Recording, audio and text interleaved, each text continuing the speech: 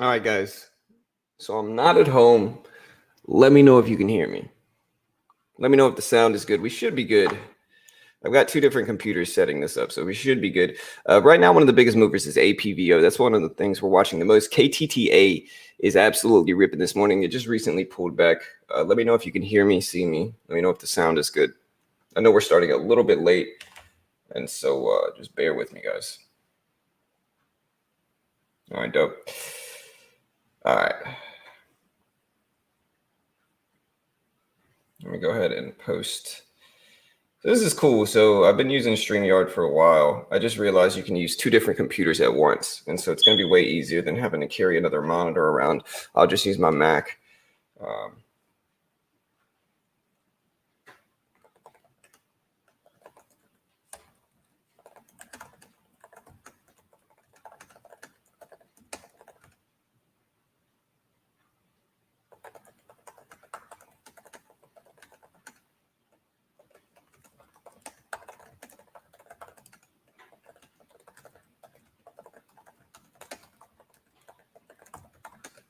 All right, so APVO, Prague.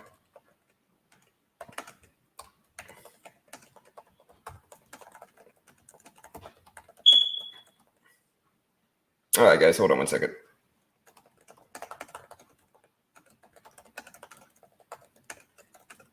This should work. We can save this. Oh, damn, dude. Dude, I just deleted all of that. How do I go back? How do you go back on a Mac? How do you go back? What's the back button? Like on a PC, it's Control Z. How do you go back on a Mac? I just lost everything I typed out. Everything I typed out. I think it's like, hold on, let me look it up.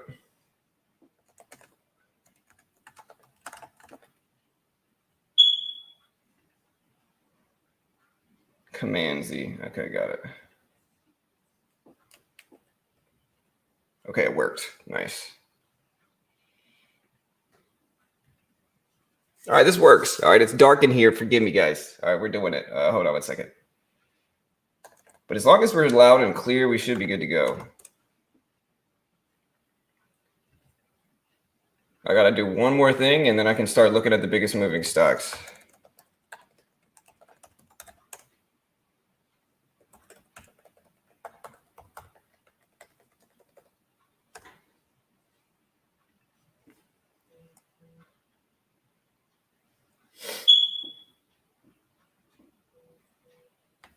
All right, guys. So what do y'all think about APVO? It's at 1330s. KTTA is kind of pulling back. I know it's probably going to be a slower day today, and that's fine. That's kind of what I expect today anyway. But like, let me know what you're watching the most.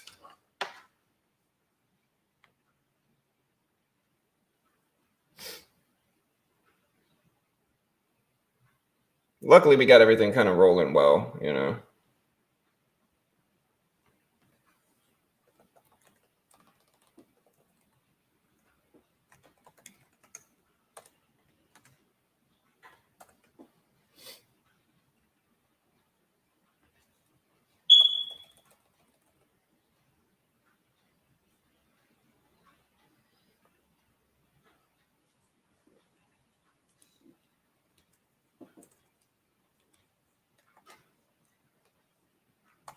I gotta get used to this. How do you copy something too, bro? Dude, I'm trying to manage. Yeah, I know the lighting's probably bad. Y'all are gonna have to deal with that. I'll see if I can find like a light in here. Prague. Hey, how do you paste something on a Mac?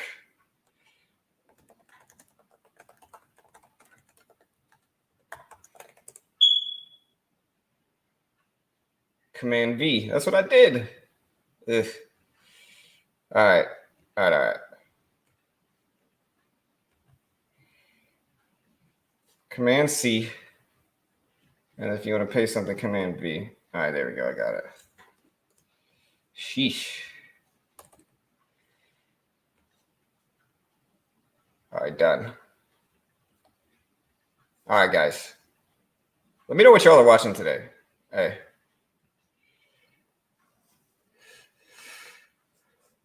Yeah, we got game gapping up here. All right. I got a mouse.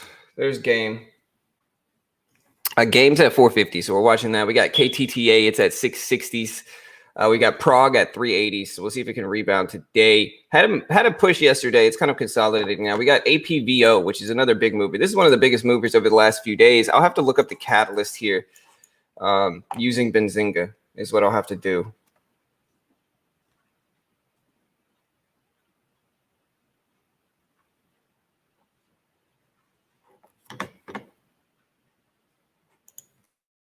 Let me pull out Benzinga here. And this is one of the best parts of Benzinga. If you see this, if you see what I'm doing here, this is one of the coolest parts. No, that's not what I wanted. But yeah, this is the cool part of Benzinga. Look at this. So I want to look up a stock, right? So I can just click any stock, get detailed news data on this stock. All right, so we're looking up APVO from yesterday and using Benzinga. And go to news here. And this is what I usually do every day. We see yesterday it got halted a bunch. Trying to see the catalyst. All right, they had clinical phase 1B expansion trial update evaluating the APVO 436 prelim data include one complete remission was the catalyst yesterday for that. KTTA, also a big rip right now. Looking at this from yesterday also. Company said that they're expanding internationally, looking to enter the European Union in the future. The CEO of Pasitha Therapeutics said the company's primary focus is on drug development, and they say as we move forward in our process, we might look into raise more money to finance our drug development process in the future, end quote. And that is basically what's going on with KTTA. We also have GAME, G-A-M-E, which is right here. GAME is gapping up from 318s to 440s. And so we can look at what gaming is. This is Engine Gaming and Media Incorporated. They dropped positive fourth quarter results, 253% year-over-year increase in revenue. Super League Gaming, Esports Entertainment Group, and Allied Esports Entertainment. So it's a esports company, positive fourth quarter revenue. KTTA is bouncing up. We're going to look at the $6 level for KTTA, like 6 and 6.15 maybe.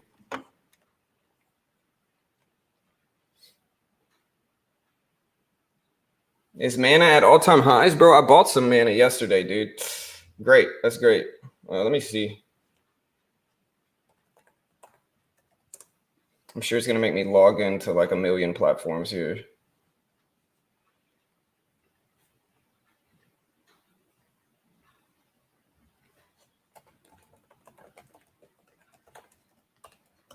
I'm on a Mac right now checking out the crypto market.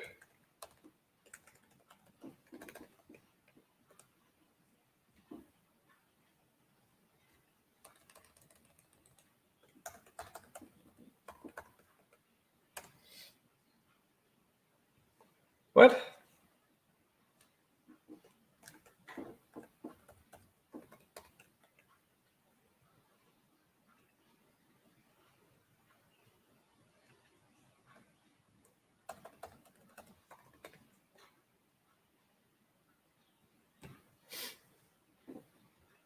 All right, I got to send all these verification codes to get into BitGet to check out what the crypto market is doing. But what about APVO, guys? Prague down to 380s, KTTA bouncing right off of that 625 level or so right here.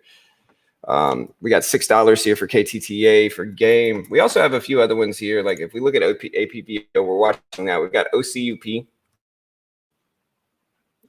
Let me know how my internet is running. Look at OCUP. Just recently, OCUP started to spike. It's up to 550s right now. Let's look at what the catalyst is for this one also, for OCUP. Again, I'm using Benzinga, guys. Benzinga gives you a 2-week free trial without even needing a credit card number. So if you want to check out Benzinga, try them out for free if you've ever wanted to use them. Check out the link in the description.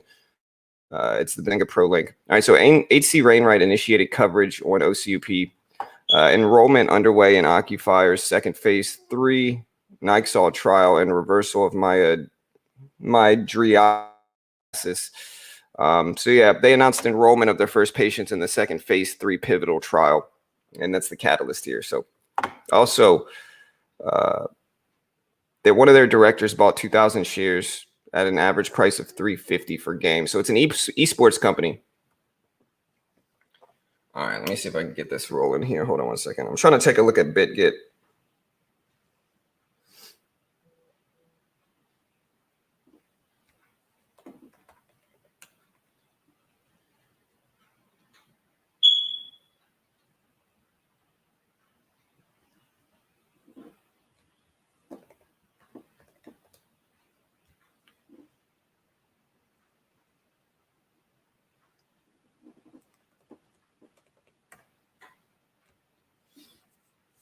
All right.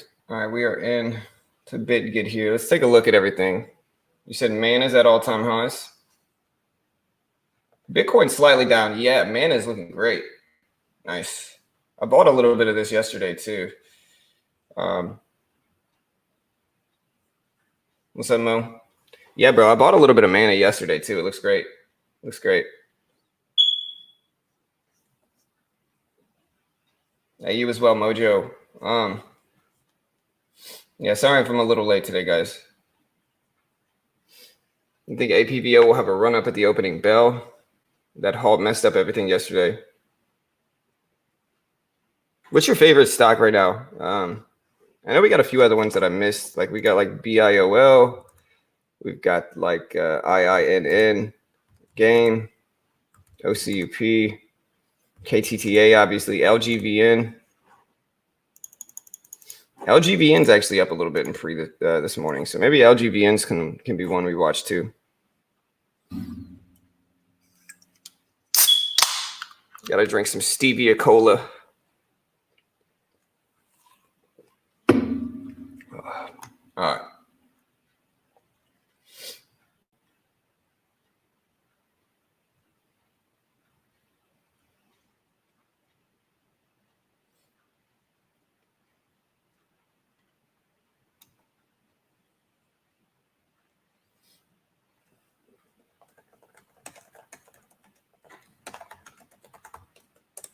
What's your top stock this morning, guys? Let us know what you're watching the most.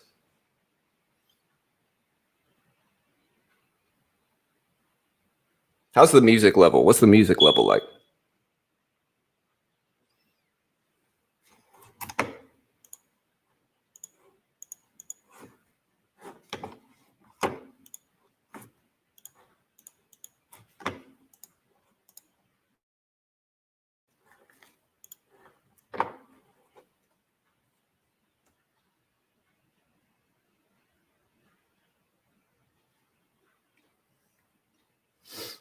Wait, y'all can't hear the music?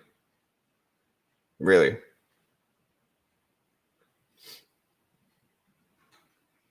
Just my smoke detector? Okay, here. Sorry, guys. Here, let me fix that. All right, here, hold on. I got to stop this screen. 1 second.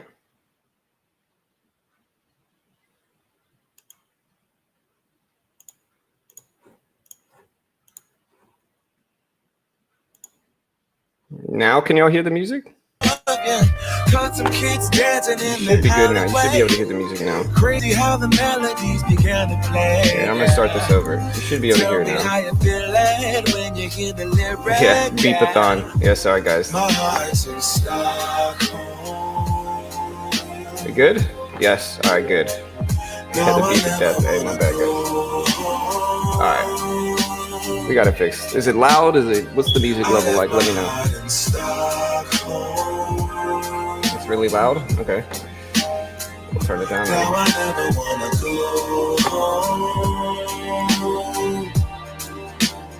Ooh, yeah, that's way too loud. My bad, guys. Is that good?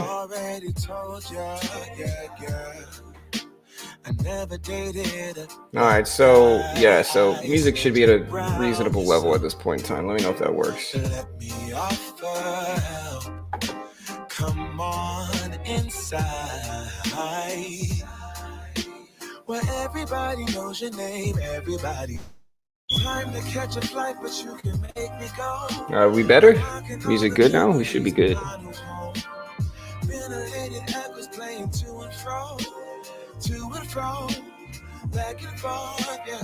Caught some kids dancing in the alleyway. Crazy how the melodies began to play, yeah. Tell me how you feel it when you hear the lyric, yeah. My heart's in Stockholm. Now I never wanna go home. We should be good. I left my heart in Stockholm. Let me know if we're good, guys. Now I never wanna go home.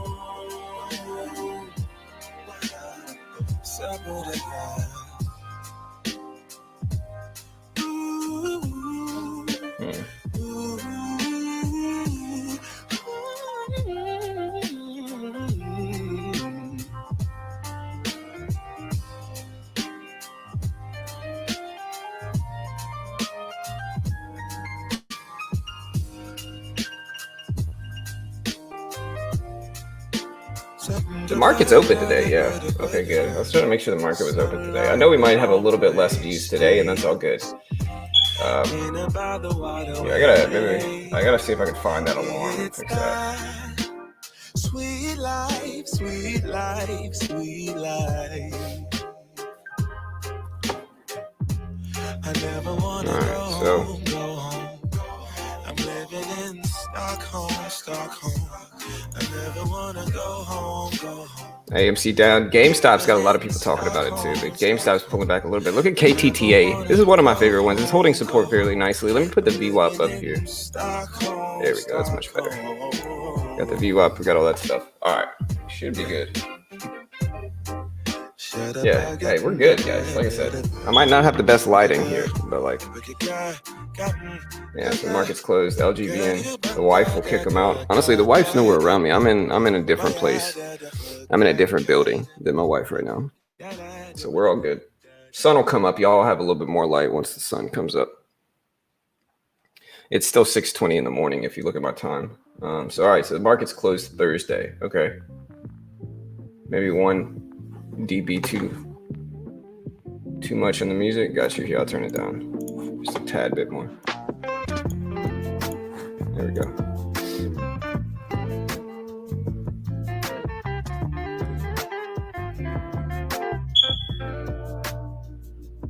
Yeah, I hate those smoke detectors. 420 in the Bay. Closed at noon on Friday. All right, like I said, what's your favorite stock this morning, guys? We got a bunch of stuff moving.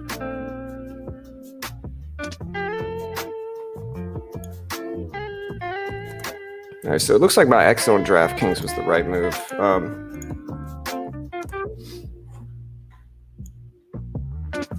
Why did DraftKings tank yesterday? Does anybody know? You see DraftKings just tank. Yeah, I was thinking your wife would not sleep through that smoke detector. Yeah, probably not. I got to go find that smoke detector. It's right there, I think. No, that wasn't it. Smoke detector's over here somewhere. Oh well. What do you think of CEI today?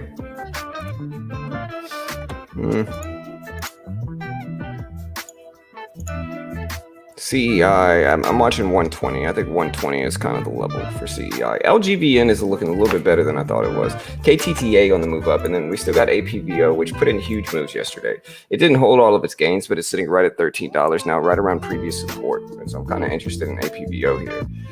I'm a little bit tempted to buy some early this morning. You know, usually my pre-market calls are pretty solid, but again, I can't guarantee this is going to work. It's certainly risky buying this here.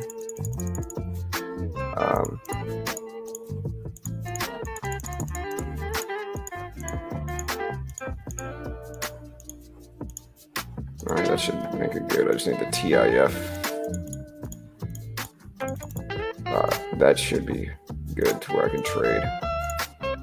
All right, now the question is, do I buy some of APVO here on this dip?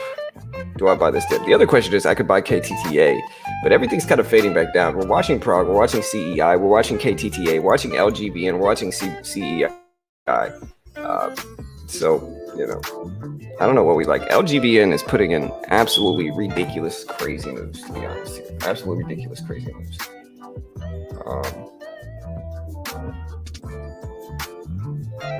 Yeah, OCUP, definitely watching that too. Certainly on the watch. It's gapping up nicely too here. Look at OCUP. All right, so we got OCP, we got APVO also. No, it's not LGVN. OC, I guess I'm a little bit more interested in OCUP here. So I'm going to buy a little bit of OCUP, just a little bit. Not a lot, just a little bit, like 50 shares. Oh no, 50 shares is a lot, man. This was a mistake. Should I just get out? 50 shares is a lot. This thing moves fast. I'm going to sell half of this. All right, I'm going to sell half of this. 50 shares is way too much. This thing's got like a full dollar range over the last like 10 minutes, over the last like 20 minutes. And so I'm not trying to lose $50 in pre-market this morning. A little bit too early for that.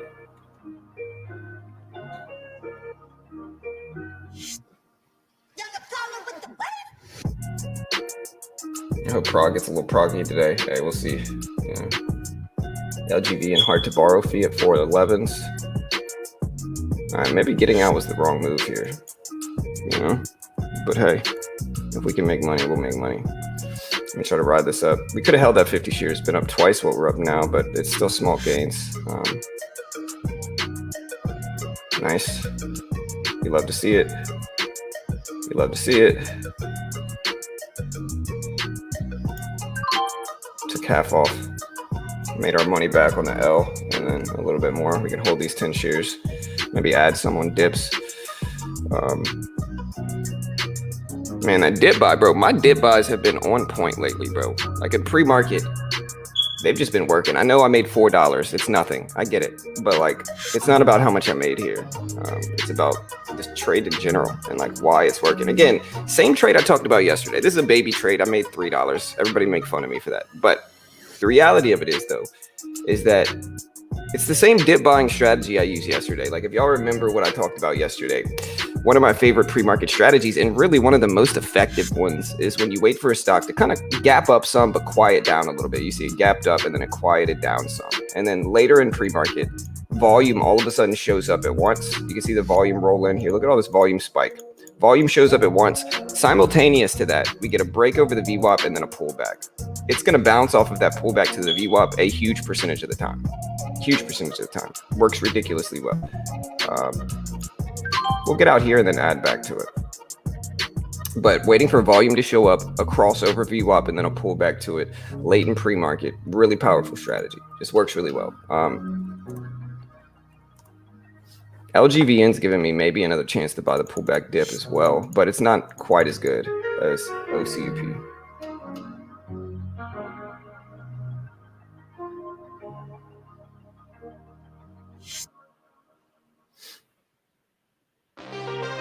Yeah, I mean, if I was going to trade LGVN, it would the trade idea would look something like anticipating this $21 whole dollar level is going to hold a support around the VWAP is what the trade would be. Now, of course, I'm not saying that's going to happen, but like that's what the trade idea would ultimately be, is be looking for that $21 level to hold a support.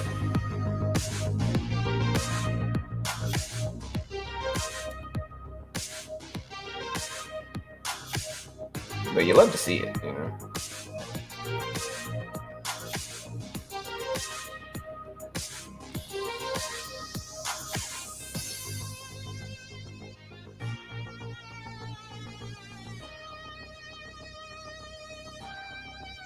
Sun's coming up here in Louisiana. It looks cool. There's a dope sunrise, man. It's pink. I hope that doesn't mean it's gonna rain today if it's pink in the morning. Usually when Sailor's saying goes something like pink at night, sailor's delight. Pink in morning, sailor's warning, or something like that. And so it's kind of pink right now in the morning. I hope it doesn't rain. That would be unfortunate if it does rain.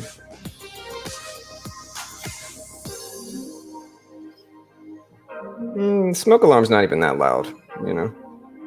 Like the last time it beeped, it sounded like it was like going out, you know? That thing beeping once every... I can turn the music up, it'll drown it out a little bit.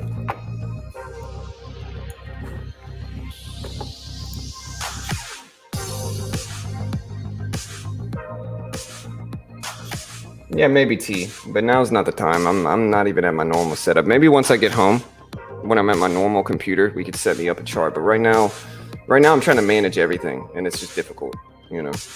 I've got two different computers, both broadcasting this live stream while trying to manage the charts on one and the stream on another. One's a Mac, one's a Windows. It's not really easy in the morning. Man, maybe I should have held a little bit of OCUP, but it's all good.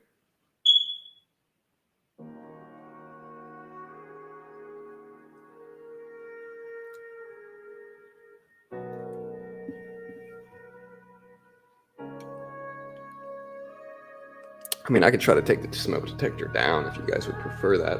I'd have to find a ladder. I got a chair. I ain't gonna use that.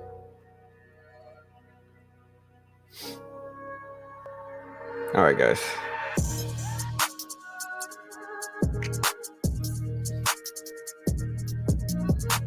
I'm in Louisiana, Rod. 12:30 p.m. in Ireland. Oh, it's the middle of the day there.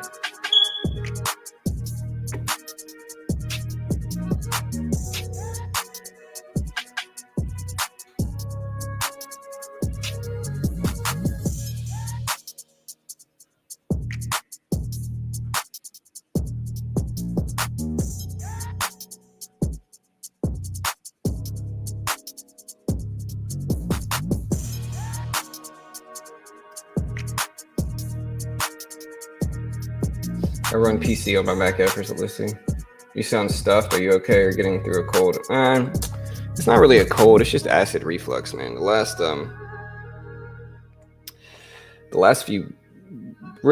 month or so, I've been battling acid reflux. I have a hiatal hernia, is what it is. So I've been battling that. Usually, when I get up in the morning, my nose is super stuffy, just from the acid. From sleeping horizontally at night, the acid creeps up my esophagus and gets into my sinuses. Is really what it is. OCUP ripping up, guys. Huge rip. Huge rip. OCUP looking great. Great call. Hey, thank you, Joe. I appreciate you. From Aruba, bro. What's up, dude? What's up, Charlie?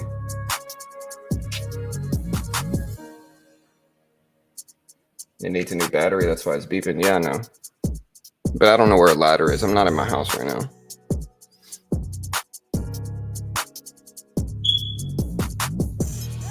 Yeah, I've tried that Charday. It doesn't work. Last time it made me nauseous. You know, I've just been taking omeprazole, aloe vera water, a bunch of stuff. All right, but yeah, OCUP, man, great call. Yeah, just to put it in perspective, I called this out here, and I ended up riding it up with smaller size. I originally had 50 shares. I guess in hindsight, I wish I would have kept that, but I ended up buying this dip somewhere around here. And great dip buy. You know, same strategy. And again, I want you guys to understand this strategy because this strategy is pretty universally. It shows up pretty universally in the market, and it works both in pre-market and after the opening bell. So OCUP breaking highs right now. Here's the previous high of the day at 8:30 or so, or at 6:30, 6:25, 6:30. Just broke up to 6:55. Still ripping up. Yeah. Yeah. Yeah, I've tried corporate, but yeah. But no, so again, to put it into perspective, guys, the strategy works really well. Again, what you look for is you look for abnormally high volume. Abnormally high volume. You wait for that abnormally high volume to show up. I usually prefer to at least get 200,000 per minute in terms of volume. At least 200,000 shares traded per minute. I look at this. You can see 200K is right here, right? So I want over that, which is basically what we got most of this. We're averaging over that. And so I'll wait for that type of volume. I'll wait simultaneous to that volume showing up. I look for a cross over the VWAP, which you see we got right here. You got the cross over the VWAP, and then I buy that pullback to it, anticipating that it's going to hold at the VWAP. And then a lot of the time I'll use like a really tight risk level underneath me somewhere. So in this case, I could use this previous high right here, like $5, right? So if it breaks under this, I'm out. And then I just buy that dip and I ride the bounce up to the top of the range. And, you know, very profitable strategy. I didn't make any money with it this time. You know, I made like $5, $4, but you know, not all bad. It's early, and we're gonna see what else we can find. But again, another day where my pre-market call was right. Maybe I should start taking some size in pre-market. Let me know. Let me know if you think I should start taking size in pre-market.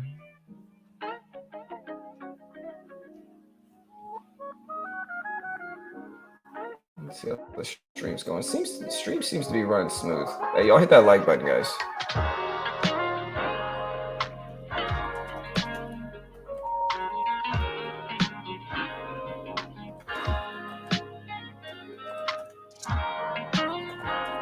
Do you think OCUP hit $7 today? I realized I accidentally capitalized the H. Listen, my bad, guys. I accidentally capitalized the H, but we're ripping up. OCUP is up there. Yeah, looking good. We got LGBN trying, KTTA consolidating right over that $6 level. Prague down to 3.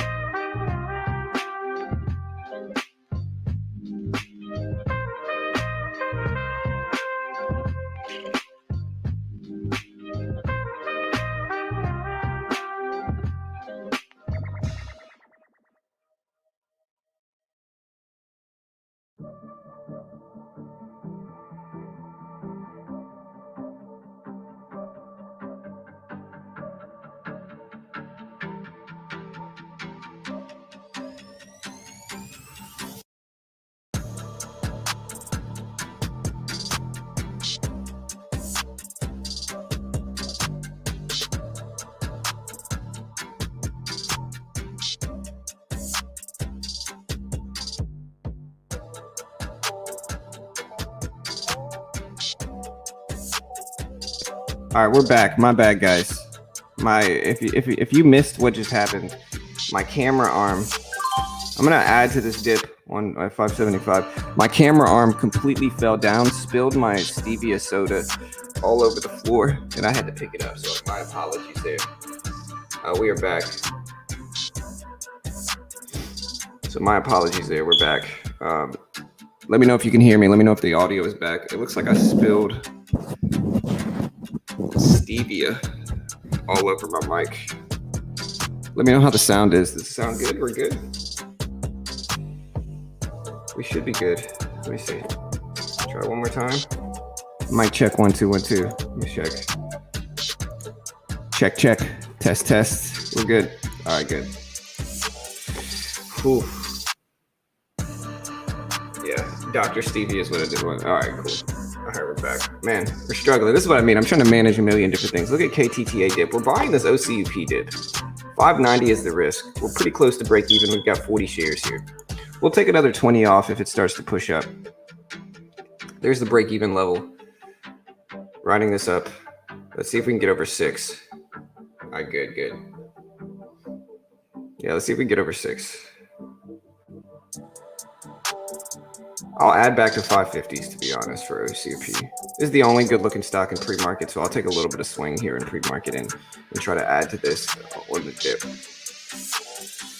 If I can. If not, I'll just take profits if it breaks up to like 625. We'll roughly break even. Oh, my socks are wet. Please don't fall, Mike. Please don't fall on me.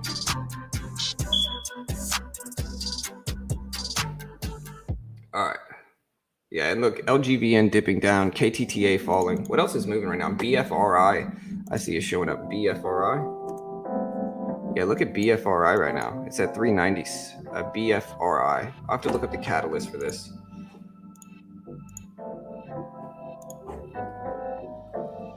So for BFRI, this is BioFrontera. They reported positive third quarter results. This is what this looks like. Yeah, positive third quarter results here.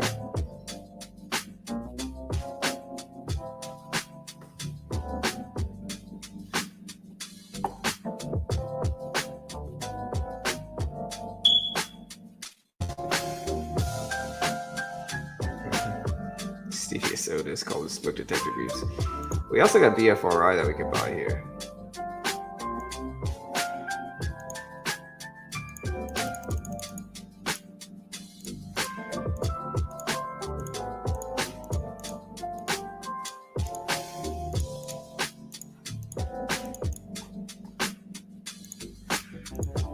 Let me get this straight, and then we'll have this set up to trade in pre-market too.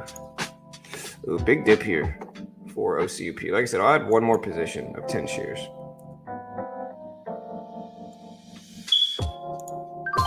Yeah, so one was 50 shares. We're about 10 cents down on the trade, about 10 cents. We just want to see it bounce. We just want to see us bounce here at 580. That's the goal.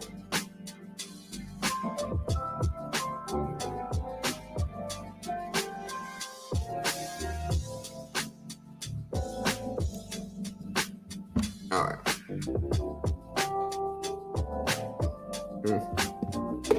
Yeah, we're running into issues. I don't have anywhere to put anything. There we go. Hopefully that doesn't spill on my computer. I gotta loop this around this way too. That'll be easier. There's gotta be an easier way to do this. There we go. Yep. My apologies about the smoke detector. Thinking about buying the BFRI dip also. Sitting in OCUP 50 shares. We're watching BFRI. See if it bounces at the VWAP also here.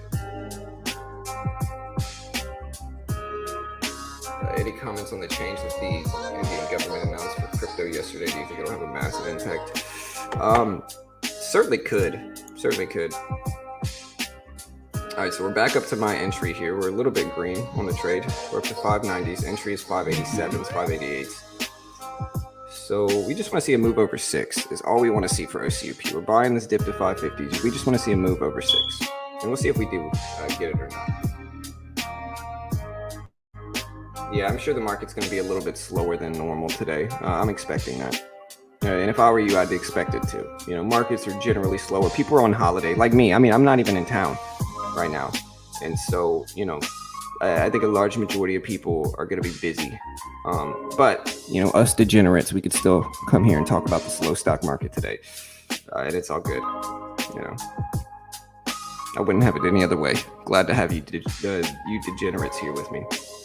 But we'll see what we get today. It might be slow. Just remember, don't push too hard today. It might not work. So just take it slow.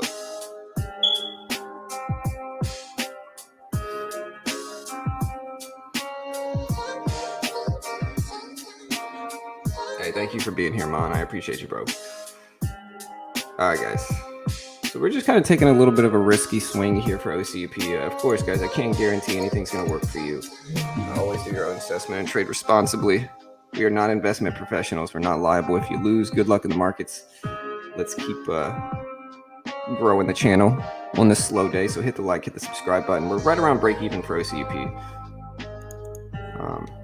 You can also vote on the poll that we got going here in chat. And the poll is asking, do you think OCUP hits $7 today? It's currently at 580s. Vote on the poll right now. Prog at 382. So we'll see if we bounce on Prog right here.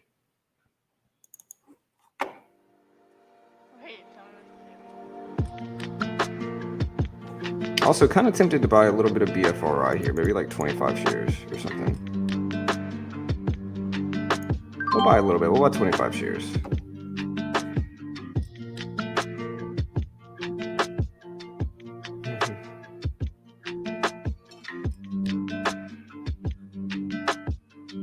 Yeah, I'm hearing a lot of talk about India banning crypto. Wait, where's my phone?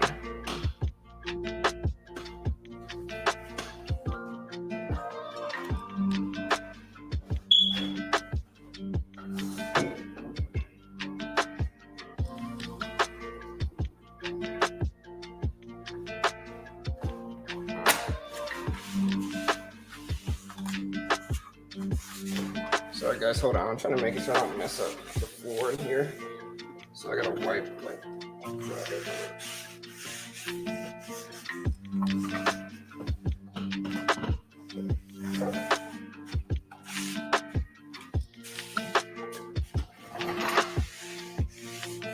it's a nice chair though. How was it? Alright.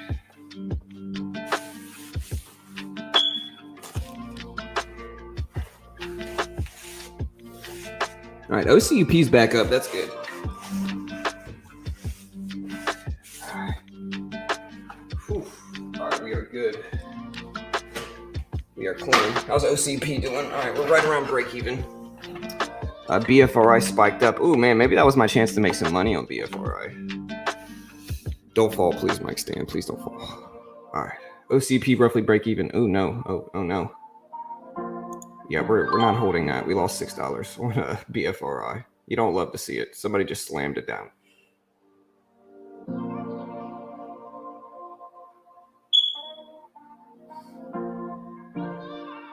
Was that a liter of coffee? It was a liter of cola. I don't want a large Farva. I want a GD liter of cola. Cheers to you. All right, we're at 50 shares right now for OCUP. I could add some more, I guess. I'm just waiting to see if we bounce. Definitely not what you wanted to see here with BFRI. We lost $6 if you want to see. 625. We'll see if it comes back.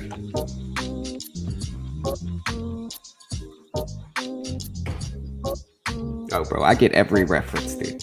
You know, I'm a huge movie fan. You know, love movies, bro. But no, we got OCUP. I could add some more. What do you guys think? LGBN's trying.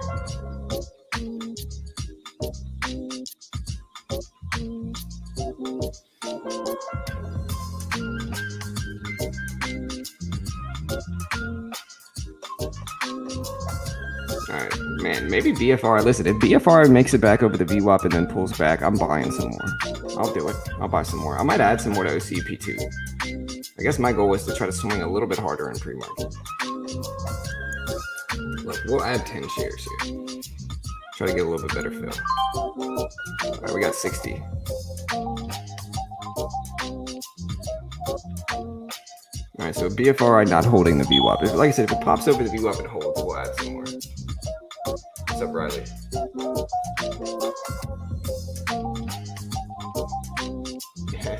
What's up, bro?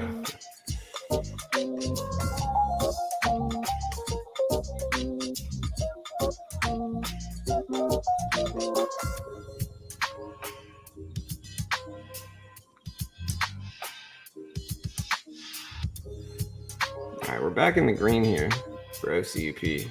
Back in the green. Oof.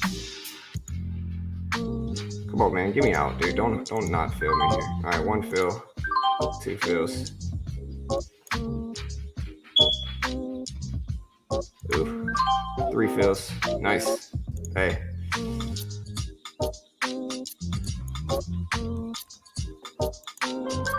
4 fills. All right, we got 10 shares left. We've effectively made our money back with OCUP. We got the dip. The dip usually works. And we'll add some back on the pullback if it doesn't work. But we'll hold these last 10 shares to see if we keep moving up. But yeah, I gotta start scaling up my size in pre-market, man. I've been pretty on point with my pre-market trades.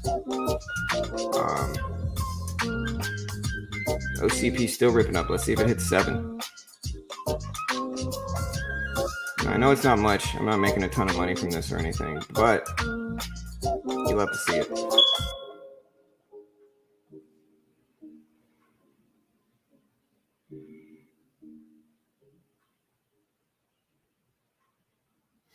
Add up to 22, 623s. GFRI or BFR didn't hold. Prague, I'm just watching Prague to see what happens here. You know, we're watching at 360s.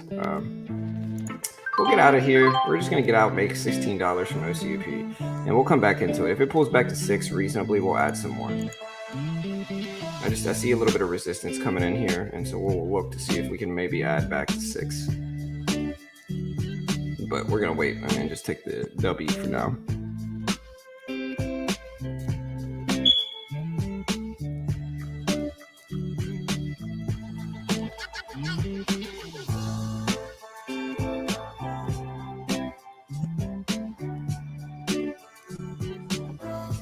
So maybe I was wrong to get out there for OCUP, but it's all good. We got LGVN making moves back up. What about GAME? GAME. GAME's quieting down a little bit. Maybe I should have bought the dip, or maybe I should have held at least a little bit of shares, but no FOMO here. I've already attacked most of that range. GAME is up to 4 nines. BFRI slowed. I see IINN as well. Look at IINN.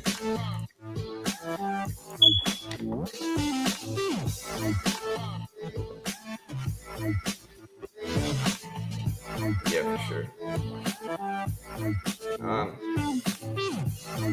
What's up, Beach Bug? Oh, I forgot to give you a shout out yesterday. My bad, bro. Remind me today, dude. Busy and hectic. At the end of the stream is when I kind of promote anything. But just remind me. All right, so here's a pullback for OCP. I'm kind of tempted to buy this dip too. We'll buy a little bit here. We're gonna add 10 shares. Add a little bit more. It keeps dipping. I think we need at least 20 though, probably, right? I probably should have got at least 20. Here, it's all good. All right, now we're in the 20. We'll use 6 as a risk. We break under 6, we'll get out.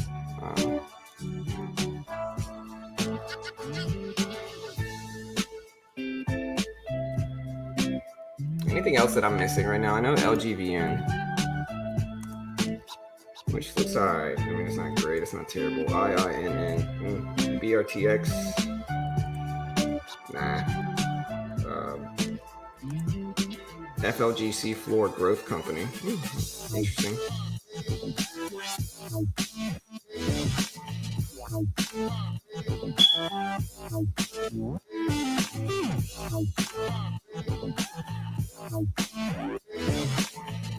Hey, what's up, Harry?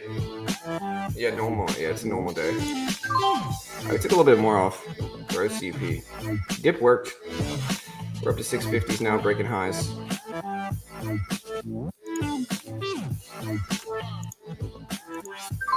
Now we're just gonna get out there. Not some bad little trades getting in here though. Like I said, I just gotta start scaling up in size, I think, at pre-market, but we've been making money. You know, we got a little bit of a cushion on the day now. And what's the float for ICUP?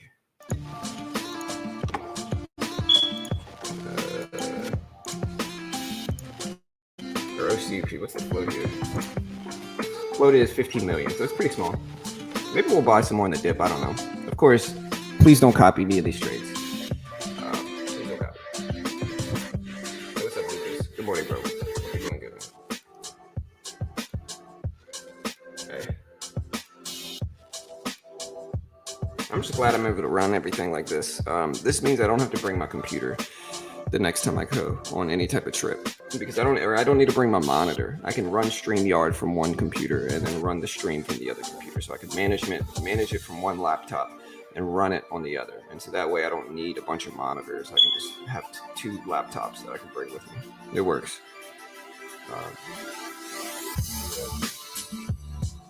ISPC, yeah, what happened to ISPC yesterday? I'm kind of tempted to buy this dip on OCUP too. The dips have been holding. I know they're not always going to hold though, but they have been holding relatively decently for the last few minutes. So kind of tempted.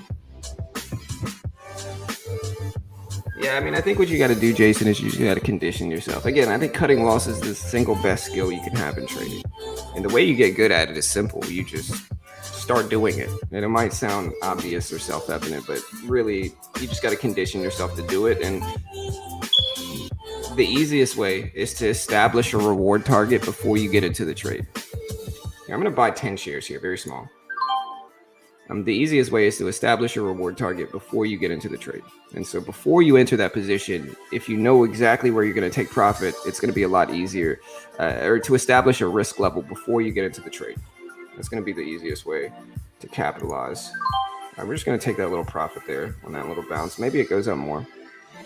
But the easiest way is to establish a risk level. I mean, before you enter the trade, and you can always jump back in. Like, one thing I do is, like, if I get stopped out, I have no problem jumping immediately right back into it. You know, and if it works, it works. That's great. And if not, it's all good. You know, it doesn't matter. But you establish that risk level before you get into the trade, and that way it's less emotional. You don't have to struggle or worry about where you're going to get out if it turns against you. You already know, and it's an easy level, and it shouldn't bother you. You know. You should know what your risk is before you get into the trade, and just follow that plan. It'll help curb emotion, help you trade better, help you cut losses better, and ultimately help you just stay less emotional in general throughout the trade.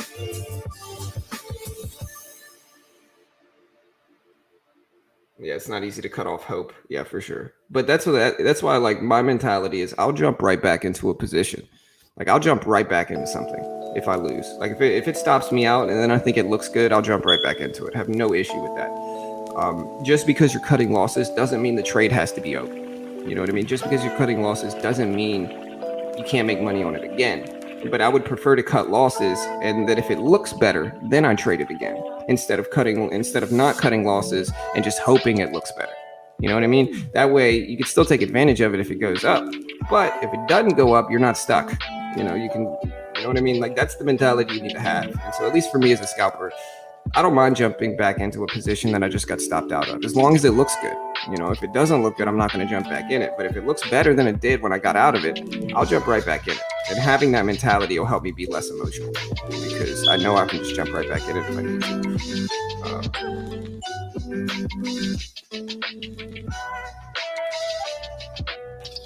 I am from Baton Rouge, Louisiana. Phineas.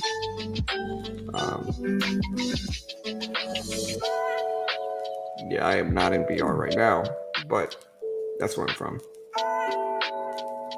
Go Tigers.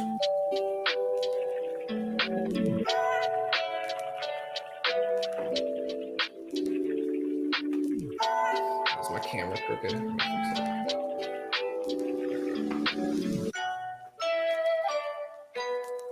Hey, no worries, Jason. Hey, I appreciate the support, bro. Honestly, I'm starting to think I might be needing to trade pre-market a little bit more. Y'all green or red so far today? Let me know. Green or red so far?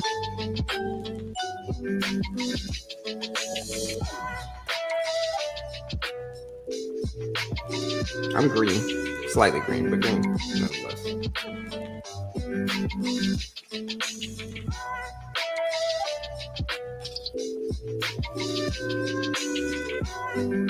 Alright, so let's see if we bounce for OCP at this $6 level. IINN ended up failing, never did anything. BFRI is still one I'm watching.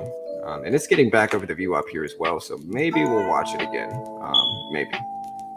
Gonna look at like 370, 380s.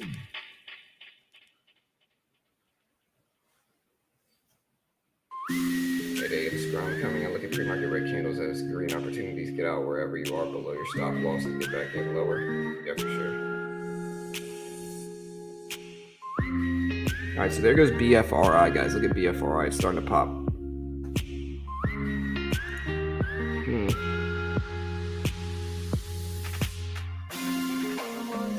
We get a pullback to the VWAP, maybe I'll buy it, but I don't know if we're getting that yet. I think this has got to have a small float, though. Let's look at what this float actually is. The float's got to be small. Yeah, it's 3.6 million shares in the float for BFRI, so y'all just be careful. Fake outs can be really easily, fake outs can happen really easily there, so y'all be careful. Music's loud. Whatever.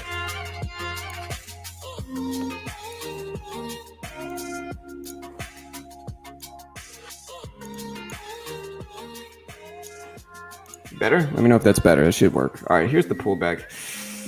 I don't know what I want to do here for BFRI. I'm going to take 15 shares just because I'm indecisive on this right now. If it breaks under 375, we'll get out with very minimal risk. 388 is an entry. And see, I know where I'm going to get out of this. And so I know exactly where I'm going to get out. And so, you know, I'm not super emotional about it.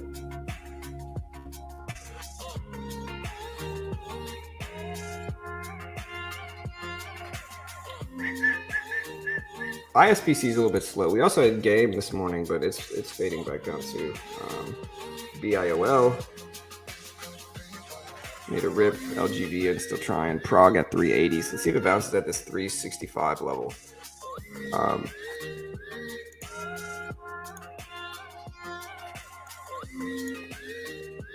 right, so it looks like my exit on OCUP was the right exit on that last little push.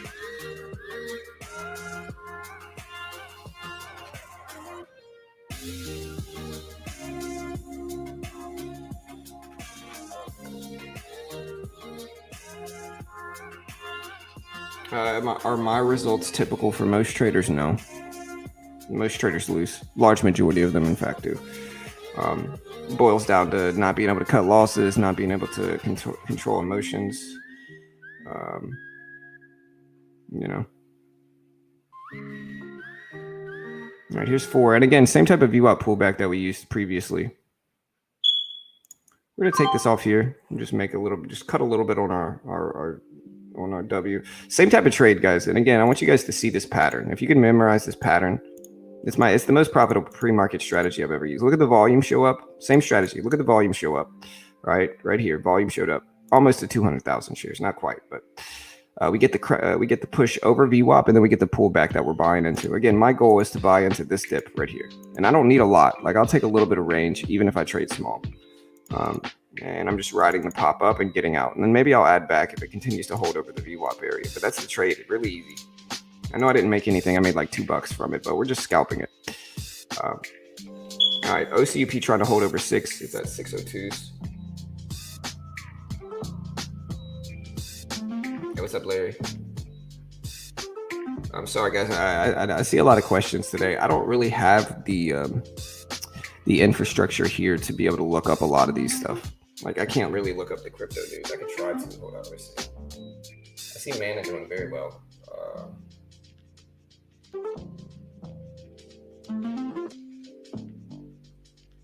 You know, the only thing I wish crypto platforms did, I wish crypto platforms told me what my actual entry was. You know what I mean? Like, I wish crypto platforms showed me what my actual entry was. Yeah. All right, so OCP did hold.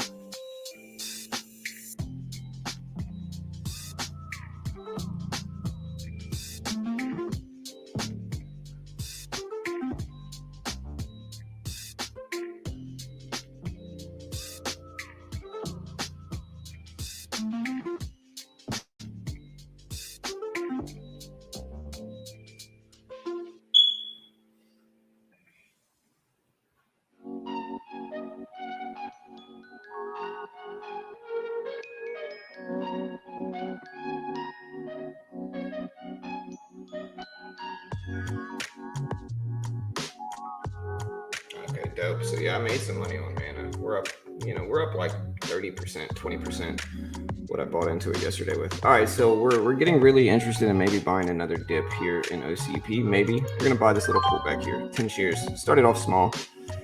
Now that we built up a cushion, then we can just take a little bit smaller size and just kind of poke around at it. Yeah, of course, Adam. Hey, bro, listen. They might show it on transactions slim. I'm just not super familiar with using it. Maybe I should have held BFRI. But yeah, if you guys know me, I keep the stream going no matter where I am, no matter what. I'm live streaming. I remember I was at the hospital for a week with stomach infection, and I was still live streaming. Man, BFRI, I should have maybe held it, but it's all good. Same strategy, same trade idea, same trade basically. Just didn't hold it this time, which in hindsight, obviously, I should have.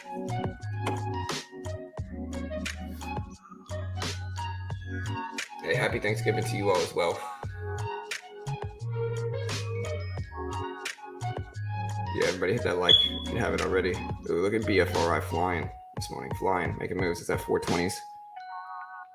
Huge rips. Almost to 425. Let's see if we pull back to 4. Maybe I'll buy on that dip. We'll see. Yeah, it's going to pull back quick for sure. We'll see. It's an interesting market, bro. It's an interesting market.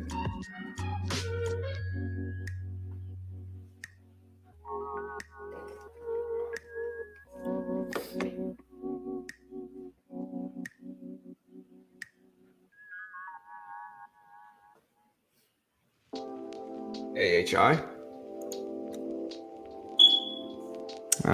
Not enough volume for me, brother. All right, here's a little pullback. All right, we're buying 10 shares. Nah, we'll buy 20. That's fine. Under 4, we'll get out. And we'll prepare to do that too. So under $4, we'll get out.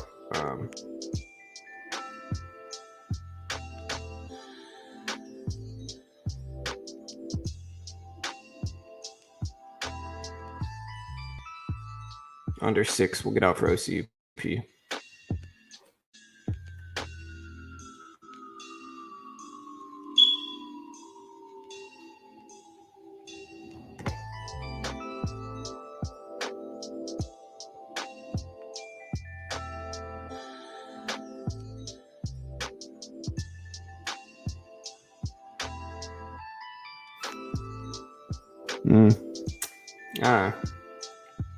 Luckily, I attacked this last OCP trade with small size. Same thing with BFRI. The problem is these moves aren't always going to work. Like eventually, everything's going to stop working, and your job is to not be too extended when it does. Yeah, I'm going to get out here. I don't like that. Maybe it bounces. There's also a big chance that it bounces at $6 right here. There's a very big chance, but there's too much risk for me because if it doesn't bounce, it could slam down really, really quick, and I'm not trying to get stuck in that. So I'd rather just get out, keep my P&L, keep my green. Use that as a cushion into the open to swing a little bit harder, hopefully. And just capitalize on this BFRI trade. If we can make a pop up to 425s, 430s, 440s. Like I said, though, there's a big chance that we actually bounce here on OCUP, that we bounce directly off of $6. Certainly a big chance. A big support level, previous support level, right around the VWAP. I would say the chance is probably pretty large that we bounce here at $6. But again, just too much risk, a little bit too extended there, and it's all good. Sometimes it's better to be a little bit overcautious. All right, so we just took half off here for BFRI, riding this up to highs. Looks great.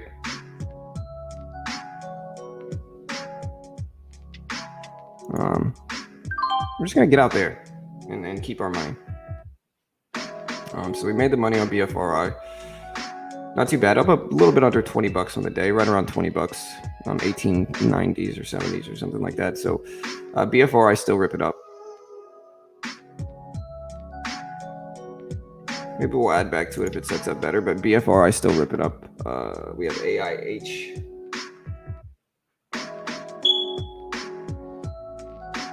Yeah, it wasn't H. pylori. They actually did the test for H. pylori. It wasn't that. It was just rough. That's all I'll say. It sucked. Yeah, no fun. I was at the hospital. The live stream should still be up. Hospital live stream, but honestly, it was like a mess up for my doctor. My doctor messed up and did a bunch of crap, and it was just a mess.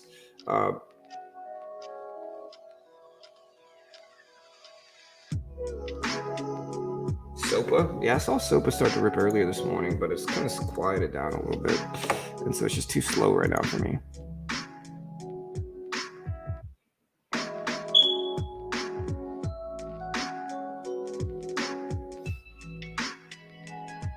Man, the sun's coming up, though.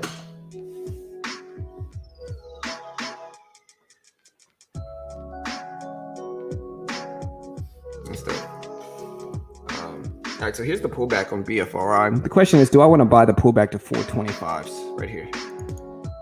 If we're going to bounce, I think 425s is a reasonable bounce level right here. The question is, do I want to buy the dip? I don't think so. I think that I've already traded into green. We'll see. It's not a bad setup necessarily. I'm not into it. Hey, nice, Jason. Congrats, bro.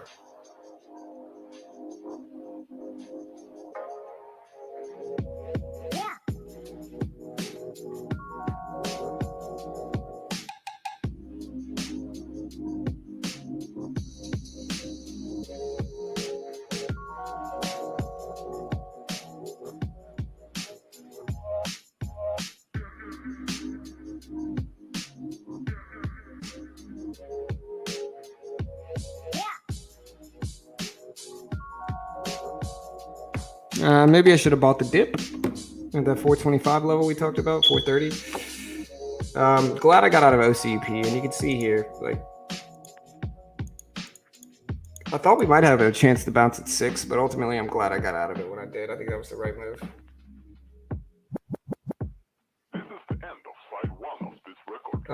Please now, turn it over. So Doug, it probably has to do with your TIF settings. You see TIF, time and force. You have to set that if you're going to trade right now. You have to set that to EXT for extended hours. If this TIF is not set to EXT right now in extended hours, then it's not going to fill anything. Yeah, pulling back to the VWAP for OCUP here. Pulling back to the 425 level for BFRI. Watching both of those. Watching Prague as well. We got CEI. We got BBIG.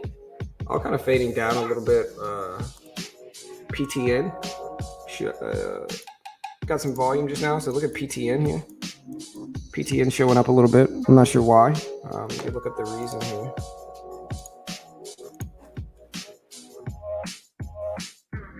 Palatin Technologies, 227 million in the float. HC Wainwright upgraded them to a buy, a $5 price target. Looks like they have positive first quarter earnings that dropped on the 15th, but that was like 9 days ago. And so I don't really see any new catalysts aside from HC Wainwright upgrading them. So we'll see what happens for PTN. Here's another pullback to 425s, 430s. I don't know. We can ask the chat. Does Robinhood allow you to trade before 9 a.m. Eastern? Do you guys have any idea? Let me know. Yeah, I know, Adam. There's nothing I can really do. I don't have a ladder, bro.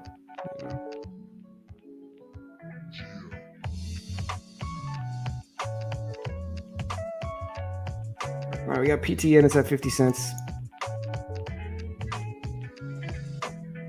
Let's see if it bounces there. Here's the 425 pullback here. I'm a little bit tempted to buy at least some here for BFRI. I just think if it slams down, it slams down fast. But here's the 425 level I talked about. Man, I was right. I talked about 425. I'm still pretty convinced it's going to bounce here, but I might be wrong, guys. Don't copy me in these trades. I do not want you to copy me. Like I said, though, I do think 425 is a reasonable bounce level. I think I'm probably right about it too, but I don't know. Something's just telling me not to buy it for whatever reason. So I think I'm just going to wait. 9 a.m. on Robinhood, people say.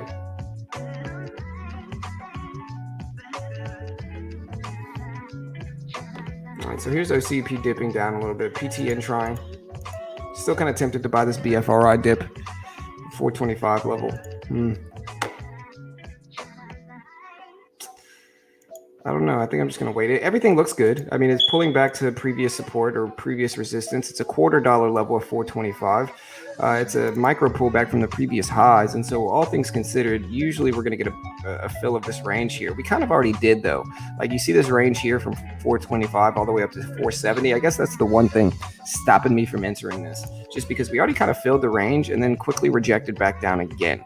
And so maybe we're going to pull back a little bit more to like 415s. I'm just trying to speculate on what happens here. I don't know. Or maybe we bounce at 425 like I thought. If we do, I'm going to have some FOMO because I called it out perfectly on the nose. So we'll see if I was right. PTN still testing these previous high levels. No, I can hear the beep. It just beeped just now. I can hear it. There's just nothing I can do about it. I mean, I can mute the background noise. Hold on. I'll try to change it real quick. Give me 1 second, guys. I'll try to change it. Yell at me if BFRI bounces.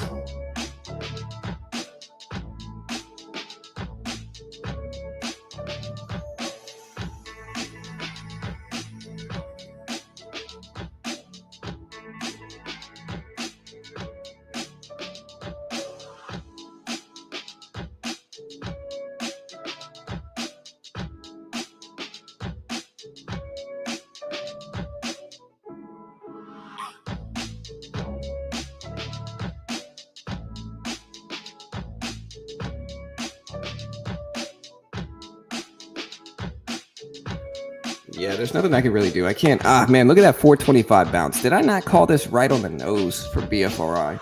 Man, I was completely right about this, dude. I got to start taking my own trades. I mean, I kind of did this morning, and that's why I'm green. But man, I got to start taking my own trade ideas because in pre-market lately, you know, we're doing it. And so I got to start scaling up in pre-market, it looks like, because my pre-market calls have all been right. You know, people will try to pretend like I'm a bad trader, but no bad trader is going to be able to say, hey, it's going to bounce here. It bounces. It's going to bounce there. It bounces. And so I'm not claiming to be the greatest trader ever, but I'm certainly not a bad trader, and that's obvious and self-evident.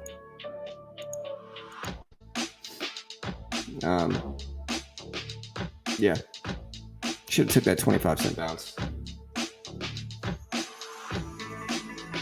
Yeah, we closed 1 p.m. Friday. I could have told you that.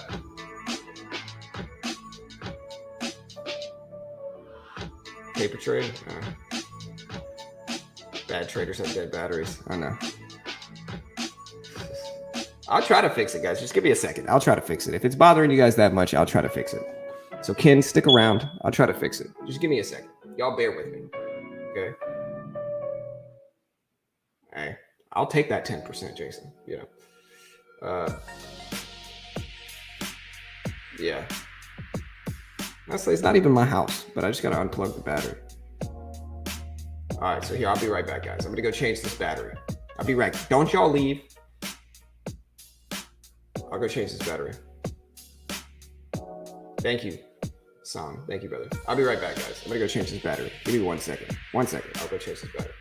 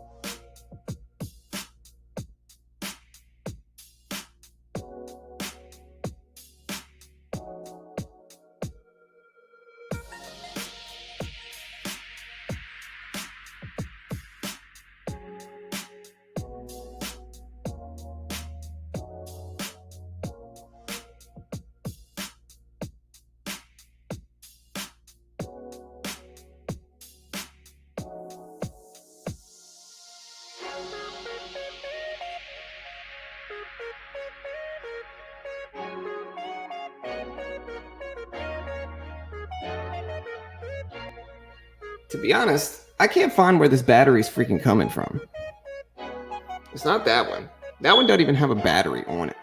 It's got to be some other battery in here. Let me go look around the house. Hold on.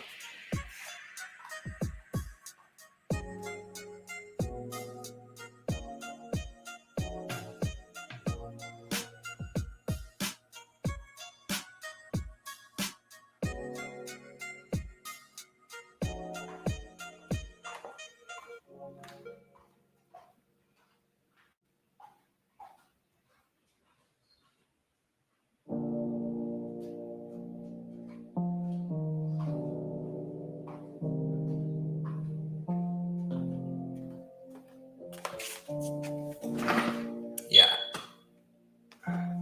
Dude, I have no idea where this battery is coming from. It's not that one. That one doesn't even have a battery in it. That one's connected. That's like a really old school. And so it could be the corner one there, or the corner one there, or what's this room right here? Hold on. Detective John's on the case, guys. Look at BFRI bouncing at 425s, bouncing up to 440s, almost to 450s. OCUP is back over $6, so I'm a little bit tempted to buy a little bit more as well for that one. PTN is at 52.53 cents, and we did bounce at BFRI again right around these levels. So let's watch this. I'll be right back. We're gonna figure this out. Detective John on the case, guys.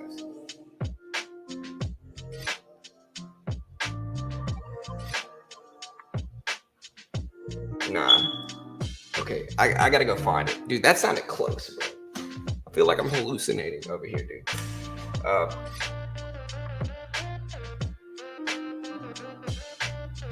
be right back.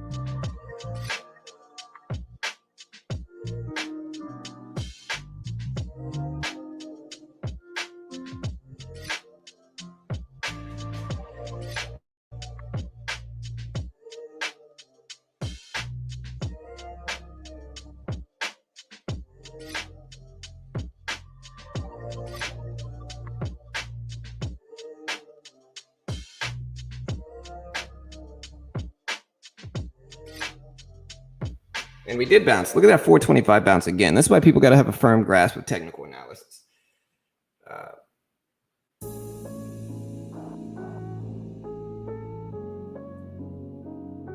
No, and there's also nothing I can do about this freaking alarm, guys. I'm sorry. Anyways, we're going to talk back stocks again. Okay, I can always turn the music up and just drown out the alarm for you guys. You know, doesn't bother me that much. If it bothers you that much, you got sensitive baby ears. You know, that's all I'll say. Anyways, we got 430s right here. 430s.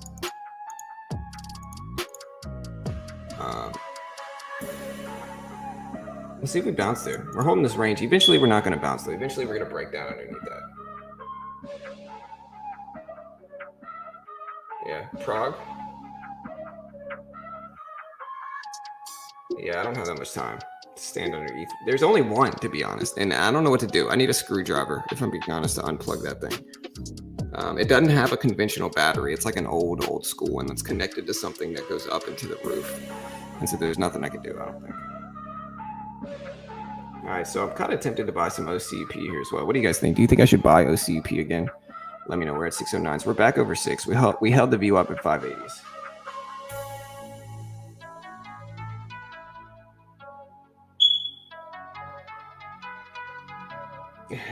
Yeah, it's hardwired in. There's nothing I can do, guys. You know, there really isn't. There's nothing I can do. I could switch rooms, you know, but like that's it. That's the only thing I can really do. So I apologize. I could try to mute it every time it's coming up. You know, you have a hammer, yeah.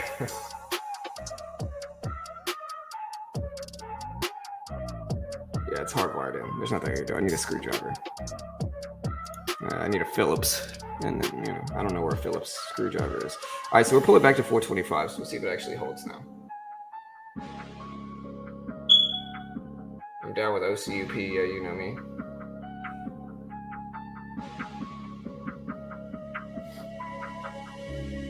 It's not really a fake breakout. It moved up 25 cents or so plus. You know, it went from 425s to 460. So, I mean, you can call that a fake break. And, you know, we're not looking for huge breakouts here. I'm not trying to predict huge breakouts. Nobody's ever really going to be able to do that consistently. We're just trying to look for a range, which is what we took. You know, if you watch what trades I actually take, you know, we've been green, like 80, 90% of the time today. If you look at the trades I actually take versus the trades I don't, we're green at least 80%. You know, we've traded like 4 or 5 times, lost once. You know, 80% green out of 5, 4 out of 5, 80%. We'll take it. And we're at 430s right now.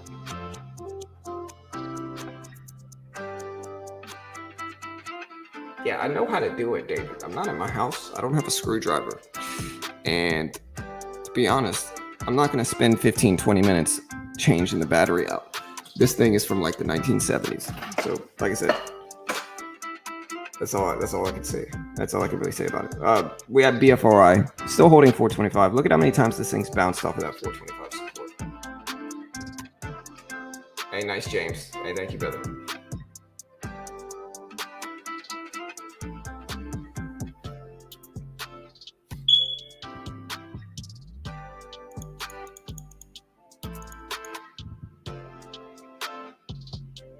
Yeah.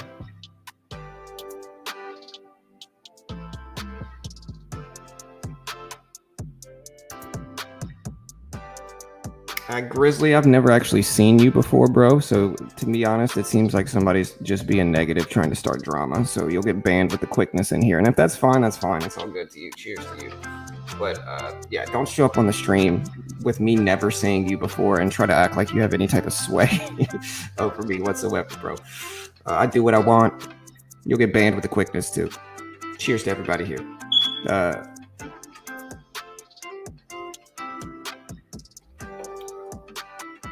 Yeah, good day, sir. Right, batteries don't have screwdrivers. If it has screws, there's no battery. Yeah, exactly.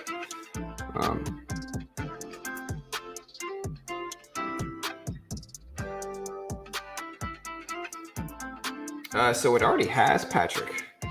So if you don't see it right now, look, it is actually drooping out of the roof right now. I turned it, which makes me think it might not be that one. It might be a different one. But yeah, trust me. I've tried to go Detective John on this.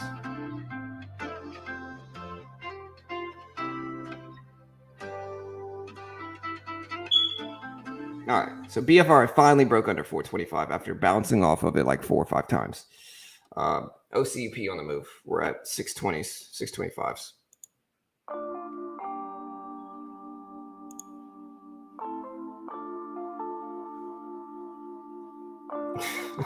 Adam G.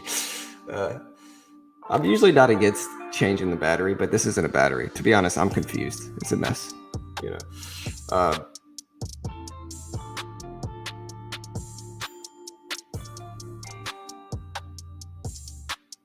And to be honest, sometimes smoke detectors are mysterious too. Like you'll be like, yeah, it's got to be this one. You'll unplug it, you'll turn the battery off, and then it'll still beep. And you can't really figure out where the beep is coming from. Nowadays, every house has got like 30 smoke detectors. So yeah, they're mysterious. They're majestic, if you will. You know?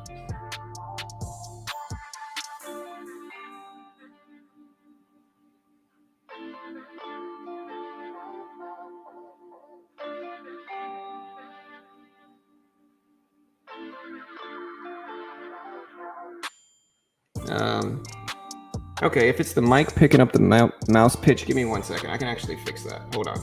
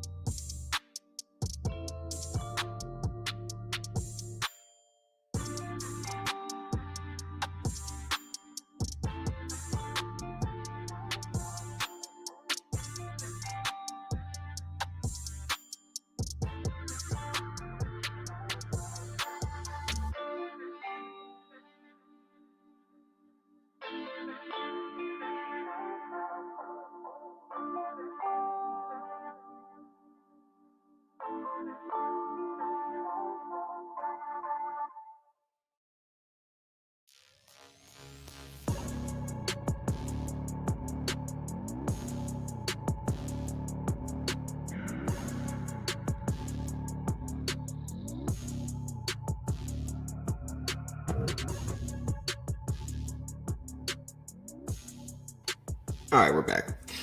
All right, so here goes BFRI trying to bounce at 425s.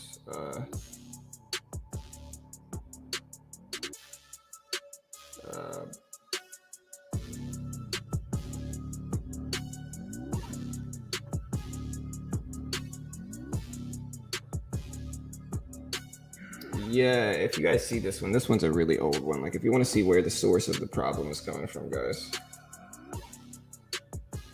Yeah, that is the source. You see it hanging out the wall. There's nothing I can really do.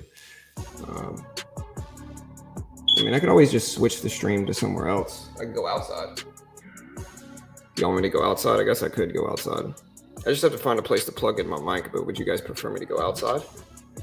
I could.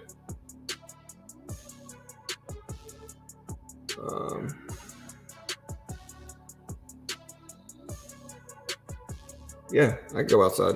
Let me know if you guys want me to.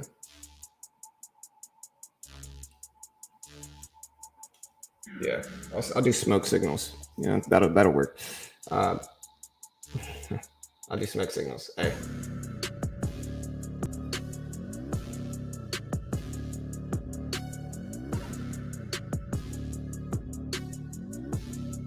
All right.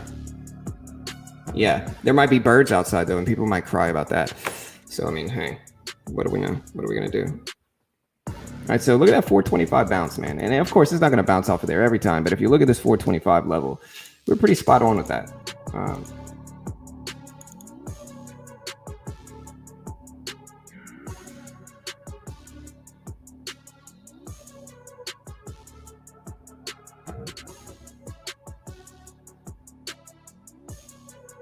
Yeah, smoke signals might set off the fire alarm.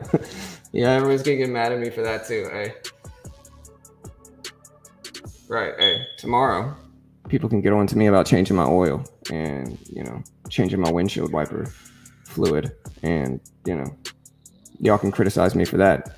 Or tomorrow, maybe I can go outside and there'll be birds chirping in the background, and y'all will get mad at me because I won't go get a BB gun or something. You know what I mean?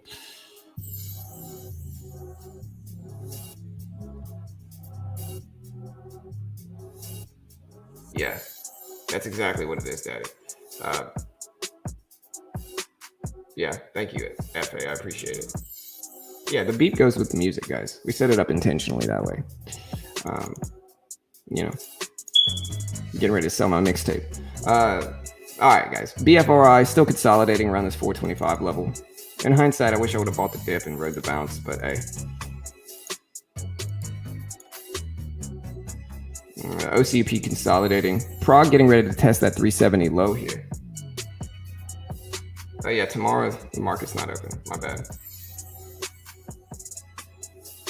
Yeah, you're right. You're right.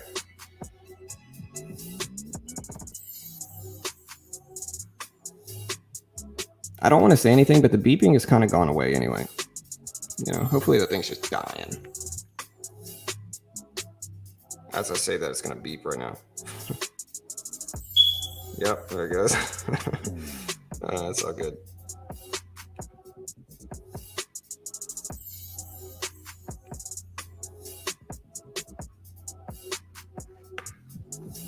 All right, guys. BFRI up there to 430s. Prague testing lows. Anything new? I mean, I see PTN, but PTN's not really, let's be honest here. It's not really looking that hot. NLSP has showed up in the last few minutes, but no real volume. IINN, so-and-so. SOPA 13s. We got BFRA, trying, BFRI, trying. I wonder if people are just confused about what the actual symbol is. BIOL is trying, but pretty slow. What about like Lucid and Tesla and Rivian? Rivian's still at 120s here. BFRI still bouncing at that 425 level we talked about.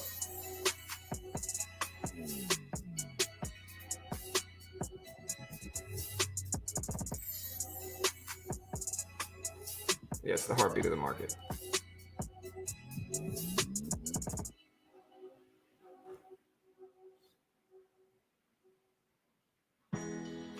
GOEV and PTON has all right, so there's 1150s.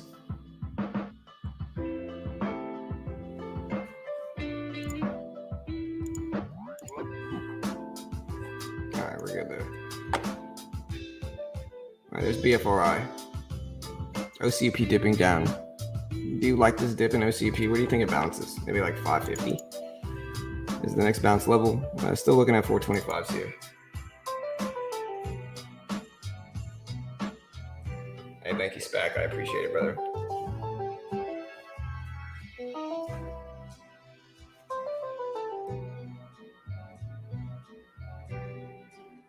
Yeah, just a heads up, guys. If you go to other people's Discord promoting your own Stam.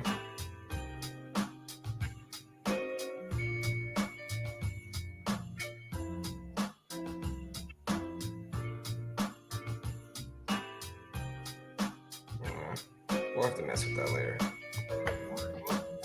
Look at BFRI bouncing right off of 425, man. It's the one trade I wish I would have taken this morning. Look at 480s for BFRI. Rip it up big. We talked about 425 all day. I should have taken my own trades because, you know, it would have worked. The market's open until 1 p.m. on Friday. Yeah, happy Thanksgiving to everybody. I'm sorry about the chirping noise every roughly 45 seconds.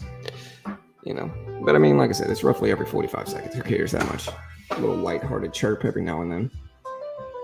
You know.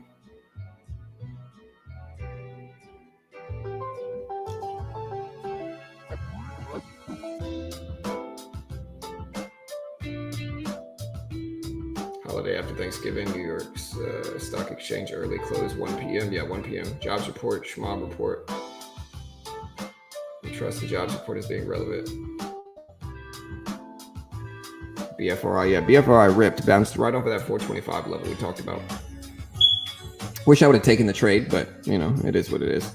Let's see what happens at $5. OCUP still consolidating at 550. We'll see what happens there.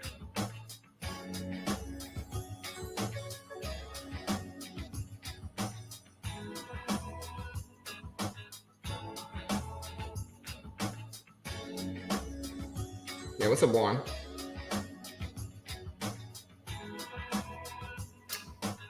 Yeah, let me see. Let me move a lot and see if it's a proximity detector. I don't think it is. If we wait long enough, Carol can get up and I can make Carol come change it while I'm working.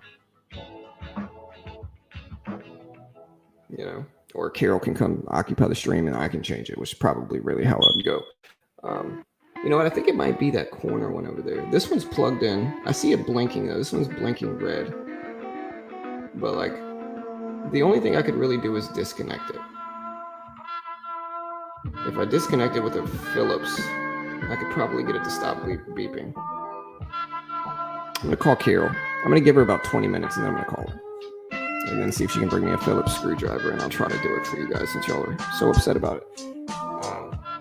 Yeah, crypto's moving great. No, I'm not at home. I'm not at home. But the crypto market is moving.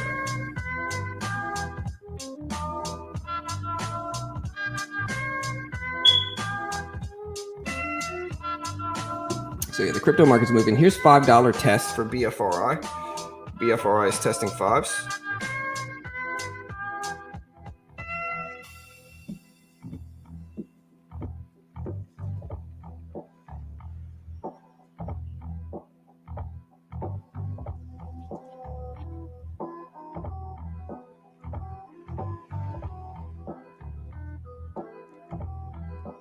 All right, guys. So OCUP testing that 550 level we talked about also.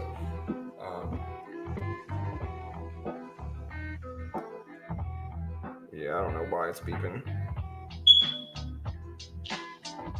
It's not really that loud. It's pretty faint beep, in all honesty.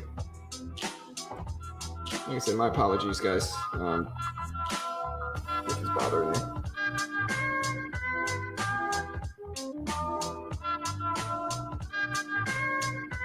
Hey, what's up, Juan? I'm here, bro. No, I'm not at the hospital.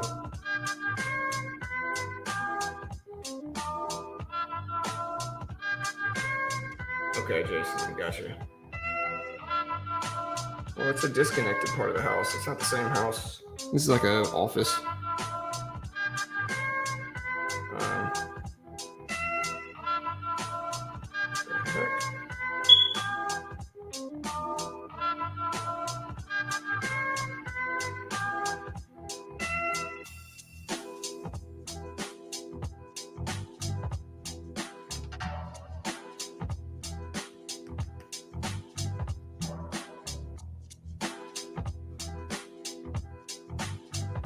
All right, guys. So BFRI still testing $5 here. In hindsight, I wish I would have held that 425 level. OCUP did bounce at that 550 spot we talked about, so we'll see if that continues.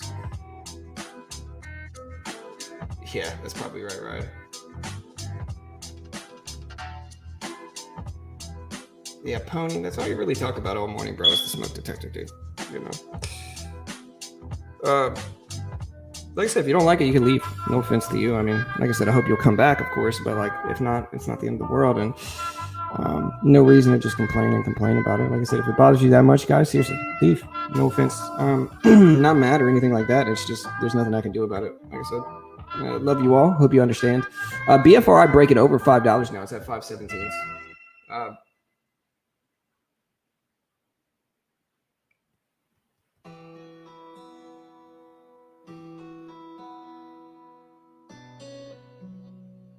Yeah. Hey, happy Thanksgiving to you guys as well. Yeah.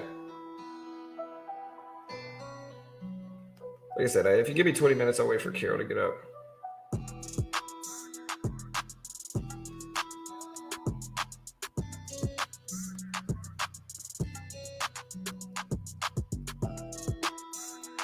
All right, guys. So we'll have to figure out what's this.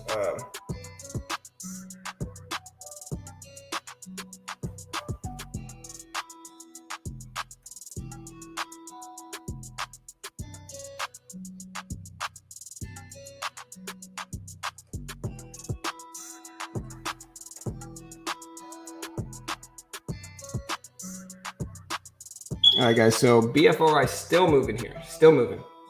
OCP still trying to bounce off of 550s.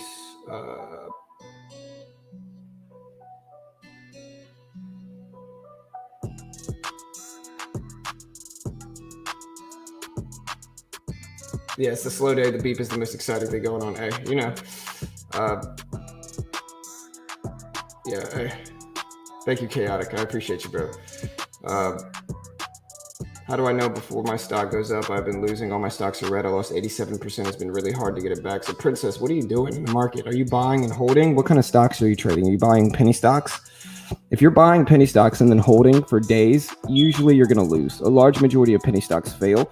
And there's a lot of people that just kind of sensationalize them and make you think that they're just the next Amazon, right? A large majority, I would say at least 70% of penny stocks fail. And so if you're loading up your portfolio with really cheap, low float penny stocks, most of them are going to fail and you're going to be down. You know, that's just the reality behind it. Now, not always. There's some diamonds in the rough, and I like some penny stocks, but I will say a large majority of them are ultimately going to fail, and that's something you need to understand. If you're going to invest long term and you want safe returns, the best bet is probably to invest in large blue chip companies. But you know, if you want to speculate and potentially, you know, make money, but also potentially lose money, then trade penny stocks. But that's just the truth. Hope you understand. Something nobody else will tell you to. Everybody else will tell you, oh, no, it's fine. This stock's going to go crazy.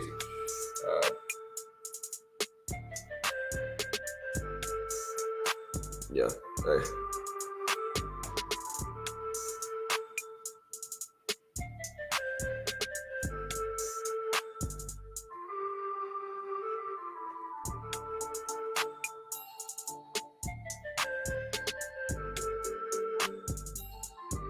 All right, guys.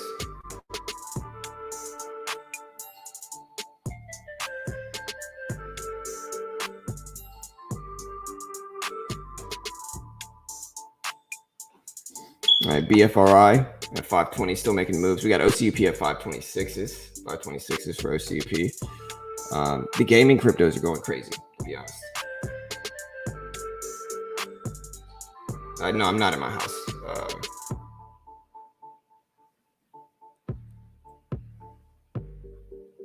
Yeah.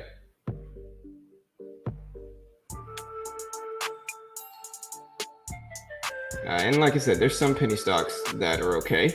You know what I mean? There's some penny stocks that are okay, but there are not a dime a dozen. They're not very common. You know, most of them are going to fail. And again, like what happens, and again, regardless of what your stance is, just try to listen to what I'm going to say here.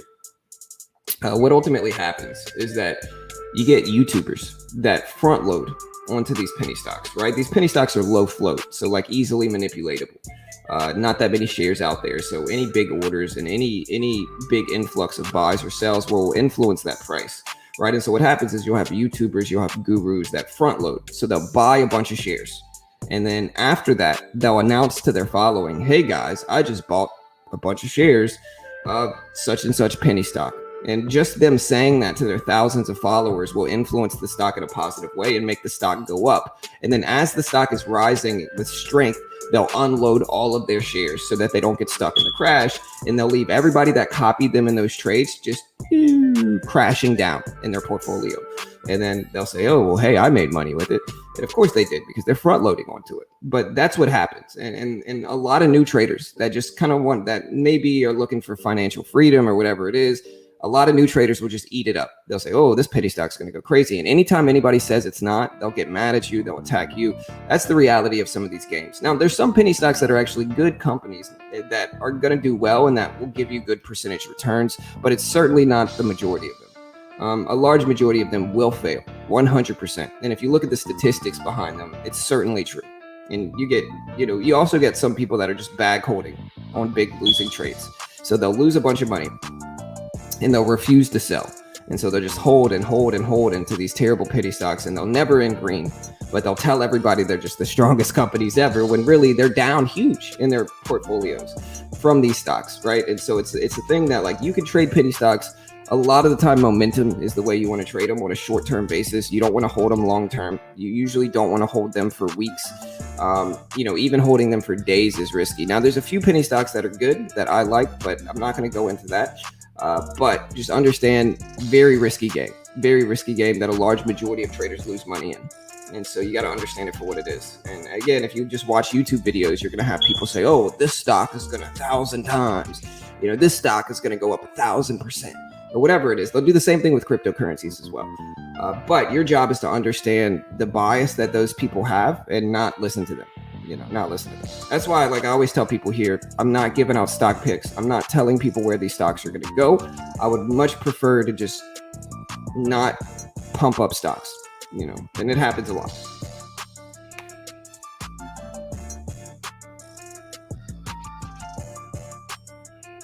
All right, let me catch back up in the chat. Yeah, cryptocurrencies, definitely better percentage odds in crypto, in my opinion. Cryptocurrencies, I get asked this question a lot. And the question is, how do I get rich in the stock market? If you're looking to get rich fast, the stock market's not really the market you want to get involved with. If you want to get rich quick, and I'm not telling you it's going to work out, you might lose all your money, and that's certainly a possibility. But if you're trying to make a lot of money really fast, the stock market's not where you want to do it. The crypto market is where you want to do it at.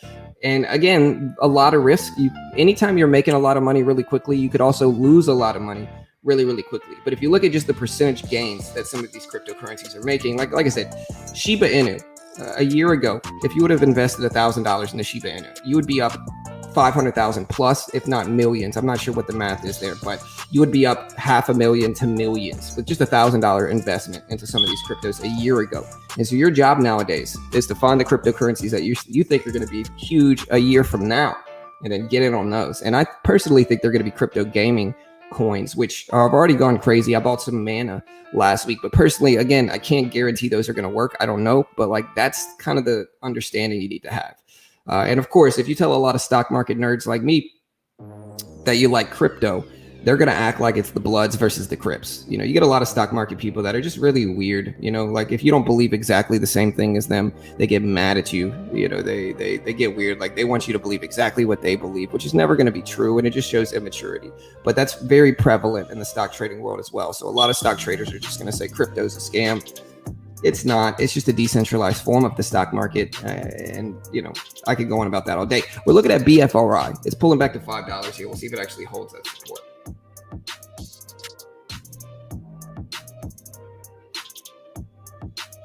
Question, John, if you were that person with Shiba, how would you cash out? Your broker would just give you that million? Well, it's not your broker giving it to you. You're just owning the currency. You own that coin. It's just like a stock, right? It's not like your broker has to pay you. The stock market has to pay you. The stock itself has to pay you. Same thing with crypto. You would, if you want to cash out, you would sell it and then withdraw your money. Just like in the stock market. If you're holding, 10,000 shares of Apple, How would you cash out if you just made huge gains? You would sell those shares and then withdraw the money. Same thing in crypto, exact same process. You would sell the tokens and withdraw your money from your platform, which is easy. I do it every day. BitGet, for instance, pays me in crypto. And if you want to buy some of these crypto gaming coins, check out BitGet. I'll post this link here if you really want to check it out. But yeah, if you want to buy some of these crypto gaming coins, check out BitGet. They've got Mana. I bought Mana. They've got Sandbox. They've got Engine. They've got Decentraland. They've got all those crypto gaming coins. They've got Shiba Inu, Dogecoin. You can also trade crypto futures in BitGet. So you can get up to 125 times leverage trading crypto futures as well. You can also copy other profitable traders. A lot of cool stuff on BitGet. Here's the link. They are a sponsor of the video, but if you want to help support your boy, there's the link. Check it out. It's why the governments are outlawing it. Yeah, because it's a decentralized form of the stock market. Like a lot of people think crypto is just made up money. It's not.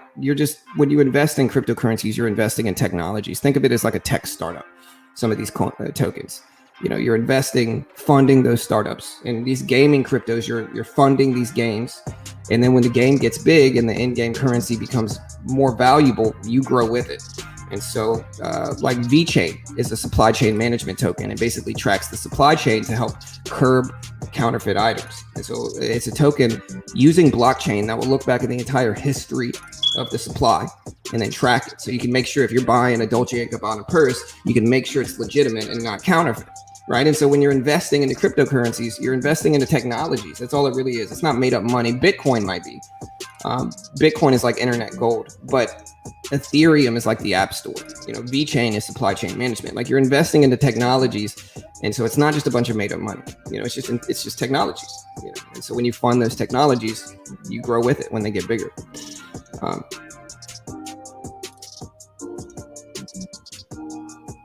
Hey, thank you, T. I appreciate you, bro. John, say something to me. What's up, nature lover? Good to see you, bro.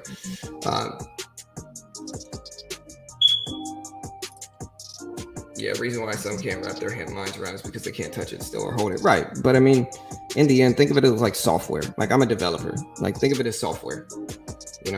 You can't touch software. You can't touch a Microsoft operating system. But it doesn't mean it's not valuable. No. People are simple-minded. They're naive is what it is. They don't understand like the wealthiest companies nowadays are internet companies. Back in 2000, 1995 to 2000, everybody thought the internet was a scam. Now the richest people in the world are internet startups. Same thing's going to happen in 20 years, I think, with cryptocurrencies. And it's already kind of happening to a certain extent. But again, people are naive.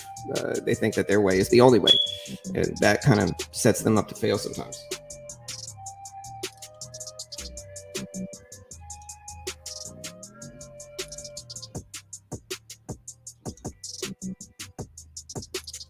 If BitGet was that popping and where the money was, you would see your boy beginner trading here on it. I do trade on it. I trade on it like every day, bro.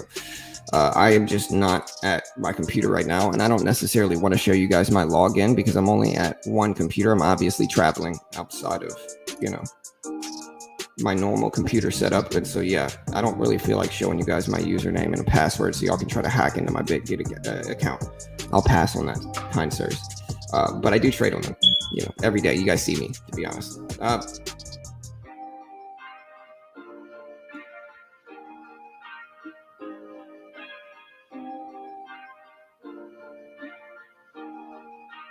Hey, thank you, GT. I appreciate you, brother.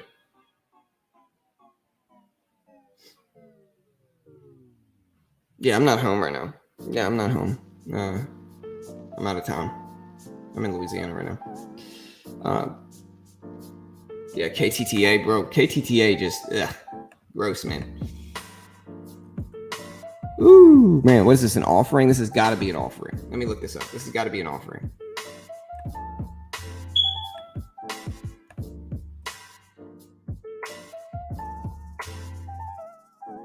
Yep. 8.68 million private placement offering at $3.50 per share. Yep. This is what happens, man. This is what happens. And another thing that happens, guys, and I've talked about this a bunch before, but like what happens is these companies will pump themselves up. They'll pump the price of their stock up. They'll artificially inflate the price of their stock. And then maybe they artificially inflate it. Maybe traders do. And then right when the stock is at the highest, when they're set to earn the most from selling more shares and diluting the company, which is called an offering. Right when their price is at the highest, they'll hit you with that offering so that they'll profit the most from it. They'll dilute their company more. They'll sell more shares. And in turn, the stock will crash, which is exactly what we're getting right now for KTTA. And this is how it happens. Unfortunate, but you see it a lot. Not necessarily surprising here either. I think I was just involved in a crypto scam. What can I do? I mean, what kind of scam, Gino? What is your next members only live stream? Never. You know, we don't really do members only live streams, bro. Everything we put out there is free. All of our content is free. You don't have to be a member to get any of it. It's all free. If you want to be a member, it's just a way to help support the channel. And I appreciate it, you know, of course. But,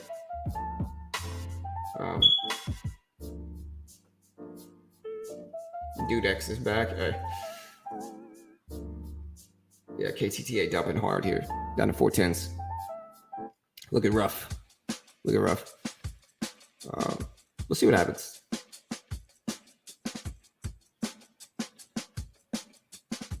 The description mentions it.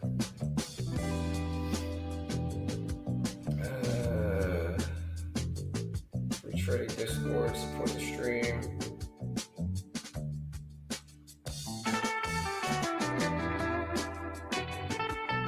Yeah, we don't mention it in the description. There's nothing about member only live streams.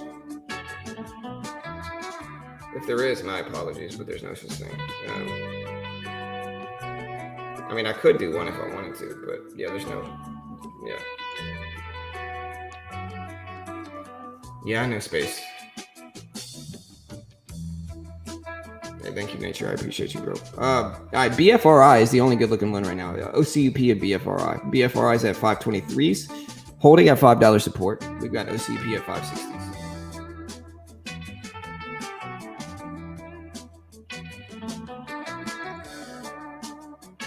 BITO, what's that? The Bitcoin ETF, right?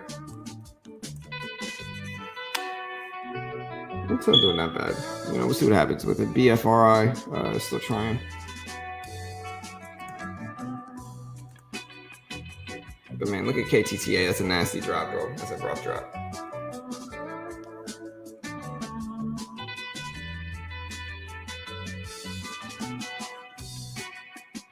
When you click the join button, it says it. I'm not mad. If you don't know now, you know. I mean, I can't control what YouTube says. But yeah, we don't do members only live streams. Let me see. I can't really test it. I guess I can.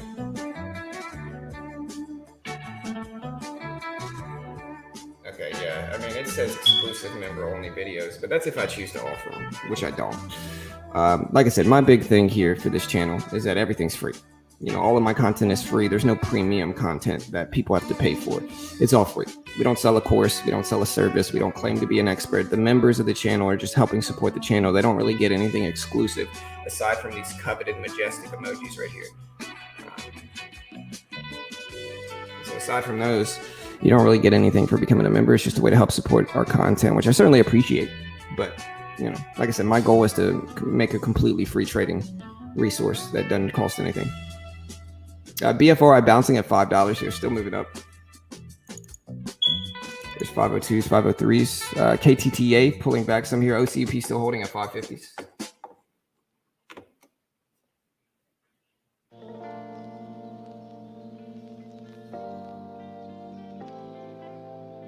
Hey, you as well, Sam. Hey, have a good day, brother. Thank you, bro. Appreciate the support, dude. Have a good day, brother. Hey, thank you, Trader Gamer. I appreciate it. Yeah, KTTA offering. Yeah, dilution. I mean, this is what happens. They pump the price of the stock up. During that crazy gain, they sell more shares so that the company can make more money, but they also dilute themselves in the process. So, very common story in the market.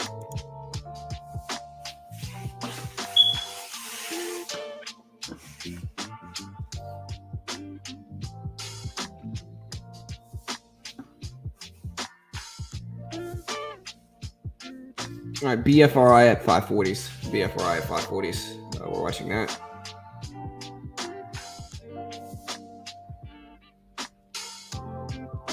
Still testing highs. Really the only good looking one right now.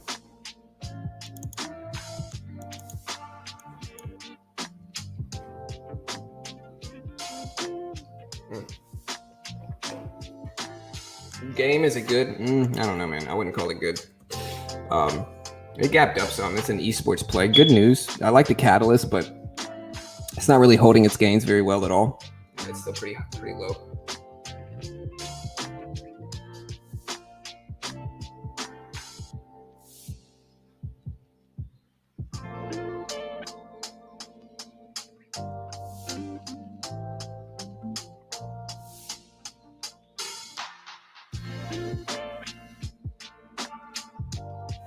All right, so BFRI ripping up more.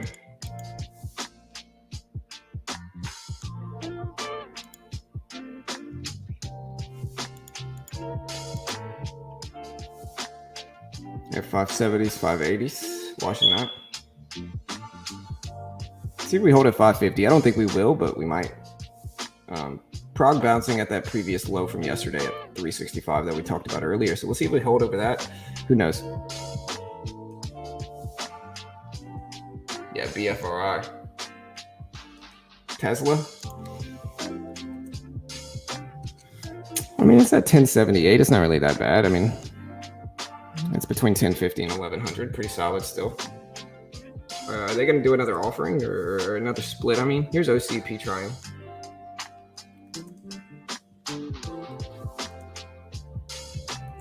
Here's DOGZ tried. PTN. Tried to make moves as well. It's at 46. Hey, later, Chaotic.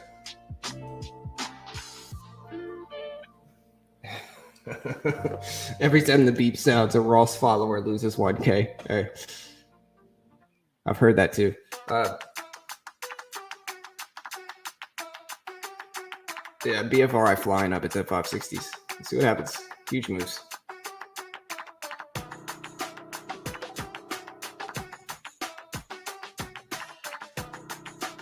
I would have the squeeze app up. I don't even have the squeeze app downloaded right now.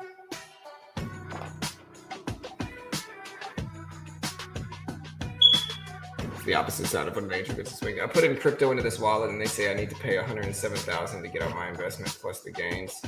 What wallet, Gina?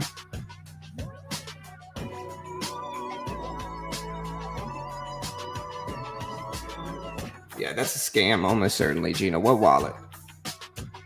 Listen, Gina, you never give any unknown broker your money. You know. You're going to have a lot of people that pretend to be certain people in the comment section of YouTube. You're going to have a lot of people that scam others that way, and they just kind of trap you into giving them money.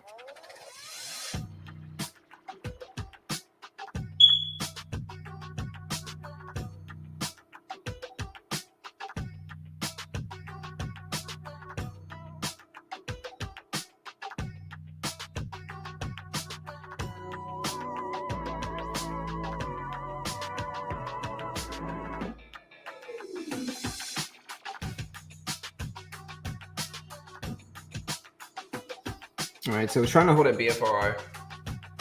Yeah, I'm sorry to hear that.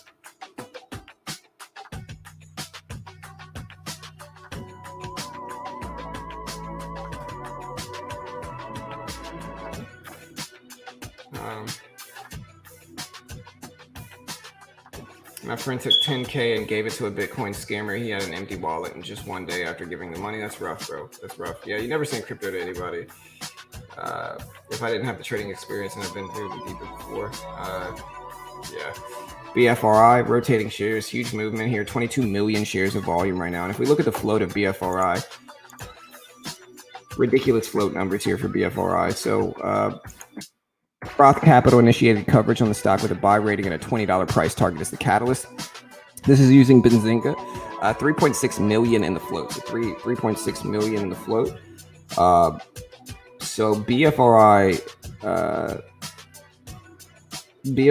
has rotated its float over 6 times this morning. Over 6 times. You know, 21 million in volume would be 6 rotations of the float. Very strong sign. Very strong sign. And this thing just continues to rip. It's at 550s right now, trying to hold tons of volume, millions of shares traded in pre-market. Floats rotated over 6 times at this point. So just ridiculous moves, almost 7 times. And so BFRI with crazy big momentum coming through. Huge float, or small float, huge volume. big rotation. It was called Canoon Crypto. I've never heard of that. If anybody has heard of that, let me know.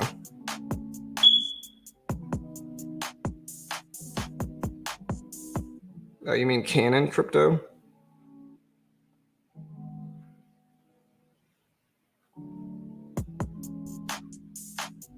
You mean Canon Crypto or Canoon?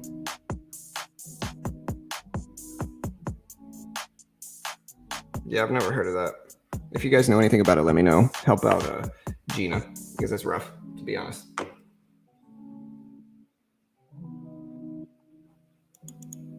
All right, so we're at 550s for BFRI.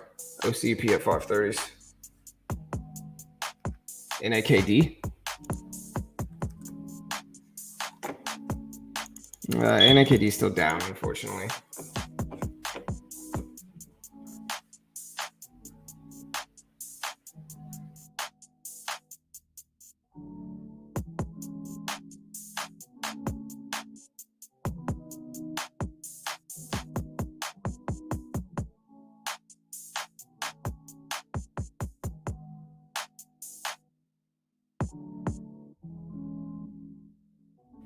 Yeah, with crypto, you have to be very careful because like Larry said, you can never recover it if it's stolen or if you use the wrong address or if you send it to the wrong place, you can never get it back.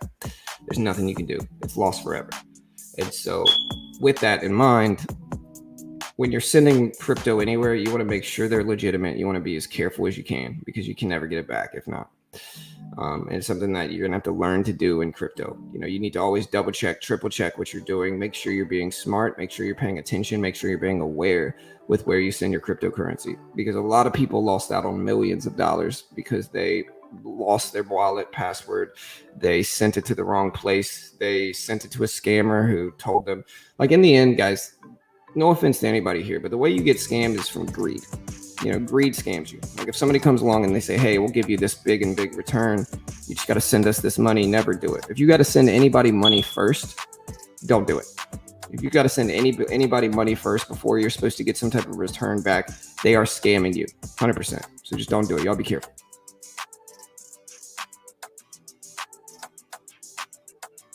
John, with you being paid in crypto, where can you spend it? I mean, I just withdraw it, bro. You know, like I get paid in crypto, I sell it, and I withdraw it into my debit card. Usually what I do is I send it to Coinbase, and Coinbase has a direct to debit option. And so I send however much it is to Coinbase, sell it. Usually it's USDT. And so I'll send USDT Tether coin to Coinbase, sell it, withdraw it, you know, get it deposited directly into my bank account instantly.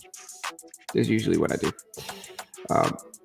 All right, BFRI under 550s now. Under 550s. Let's see if it comes back up.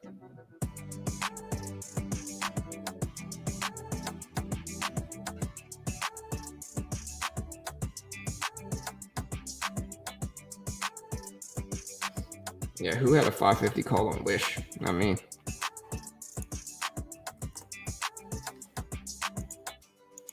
Yeah, I just don't know what kind of future Wish the platform has, you know, like wish.com. Just counterfeit items most of the time. So like what kind of future does this company have? I don't know. I don't think it has a big one. Now maybe I'm wrong, but you know, I think if you're going to invest, you got to make sure it's a legit company. And Wish is real. I mean, it's a company, but it's one of those companies that what is their niche, you know? All right, we're at 561. I know they do like PPC advertising as well. And so they might have a lot of revenue, but not have that much net profit because they do a lot of pay-per-click advertising and stuff like that just to get people on their platform. So to me, I never really liked Wish. It was one of those stocks that, you know, just seemed a little bit scammy. Try to pipe up to 370s right now. We'll see what happens. BFRI back over 550s, almost to 560s. We'll see if it continues. Yeah, I wish it was better. Hey. Yeah.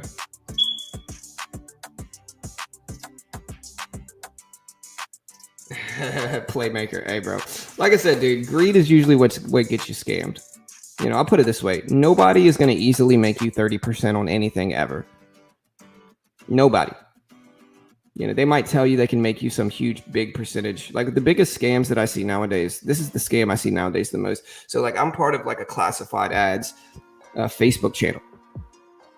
And you'll see scammers post these job posts. They'll say, hey, we're paying people $25 an hour, for, it'll be just like the dream job. They'll be like, hey, we're paying $25 an hour. The work time is from 8 to 2, 30 hours a week, no credit application needed, no time spent, work from home, remote job. It's just complete scam. And so what they do is they get people excited about these jobs. So they tell them, yeah, we're going to hire you. You just got to pay us a small application fee of $100. And a lot of times these people are located in like India. So $100 is a lot for them. That's a lot, that's worth the effort. And so they'll just scam people that way, just pretending. They'll send them a HTML page that looks legitimate, but it's just HTML. It's meant to steal their passwords. Is really what it's meant to do. And these people will think that they're getting this great 25 an hour cozy remote job. Really, they're just getting scammed. They're getting either their password stolen or they're paying some ridiculous fee that they don't need to pay. And yeah, that's how it goes. Any legitimate job, they're going to take any type of fee out of your first check. Like any legitimate job, they're not going to make you pay $100 from the get. They're going to take it out of your first check or whatever,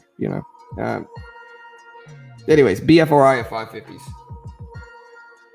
Hey, later, Daniel. Is there anything I can do or someone to contact? I mean, I'm not sure, Gina, to be honest. I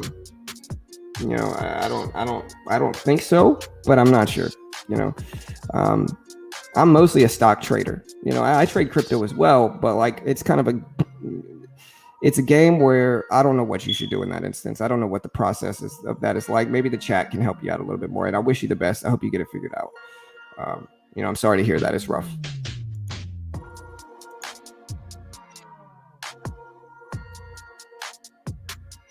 All right, we're up to 560s for BFRI. We're bouncing off of that 550 level.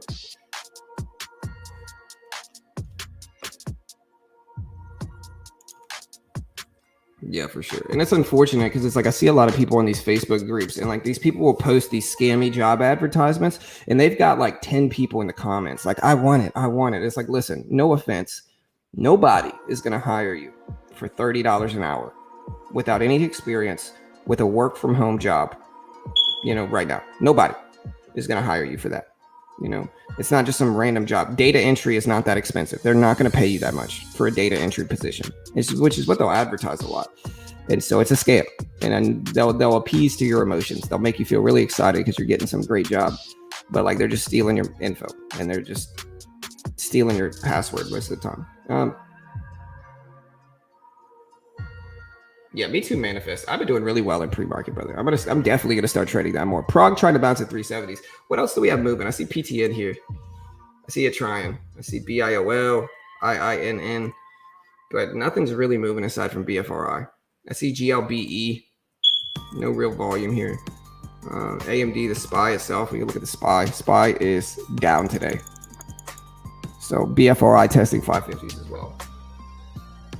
Stealing your bonfires, yeah. All right, let's see if KTTA might rebound. I don't think it's going to. I think KTTA is an offering.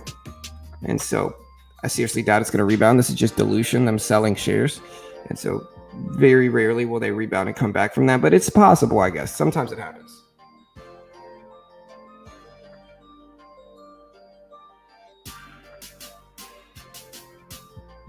BFRI still consolidating here. Didn't hold at 550. The next level for OCUP is $5 maybe. So we'll see if we can hold 5.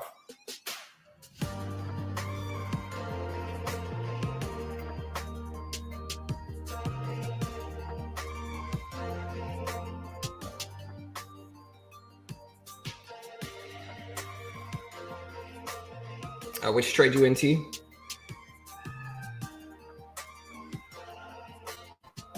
Let me check. BFRI. Okay.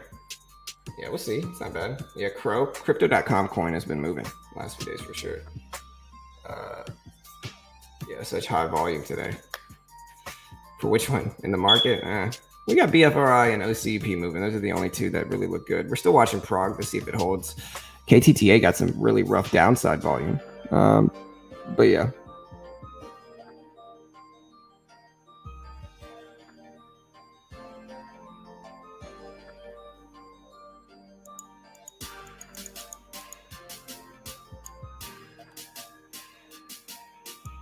Yeah, unfortunately, like there's a reason the scammers target crypto.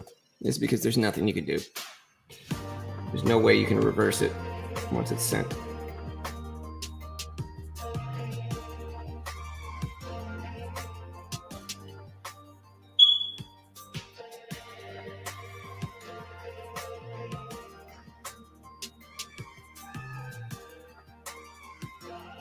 All right, so OCUP trying to hold over fives. We've got BFRI testing 550s, consolidating, which is fine.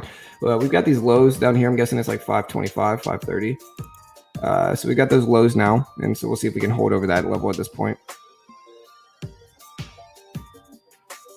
John, you can start trading pre-market with a margin account over 25K. Yeah, I mean, that's what I do, Michael.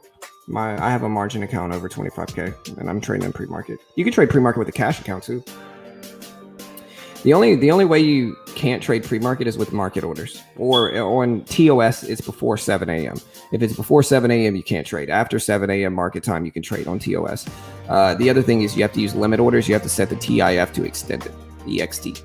If you don't set it to EXT, nothing's going to get filled. But as long as you set the TIF to EXT and you use limit orders and it's past 7 a.m. on TOS, then you can trade. Yes, Austin. We've talked about this lots today. It's not connected to a battery. It is connected to wires. It's a really old school detector, and I can't figure out how to make it stop. And so I know there's beeping. Yeah, my apologies for that, guys, but there's nothing I can really do, unfortunately. I could see if Carol can bring me a Phillips screwdriver and maybe come out and help here. Let me see.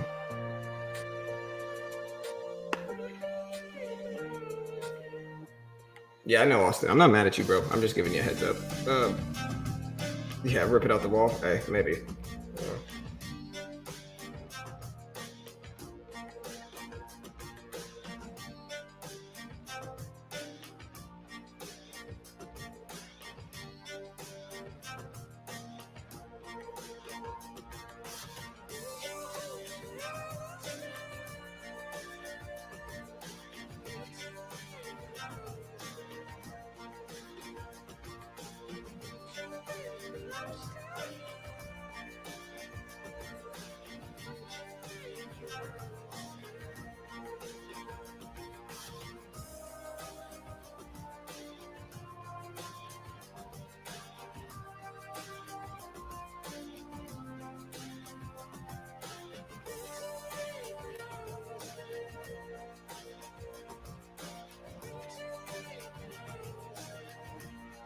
All right, well, Carol's sleeping, so there's nothing she can do about it. KTTA bouncing back to 5 here. So maybe we'll get some opportunity. Let's see if we hold at $5 for BFRI. Yeah, hold on. Yeah, my bad if your dog's upset about the sound. Hold on, let me see if I can find a screwdriver here. There's a lot of tools in here. I bet you I might be able to find one. Hold on 1 second, guys.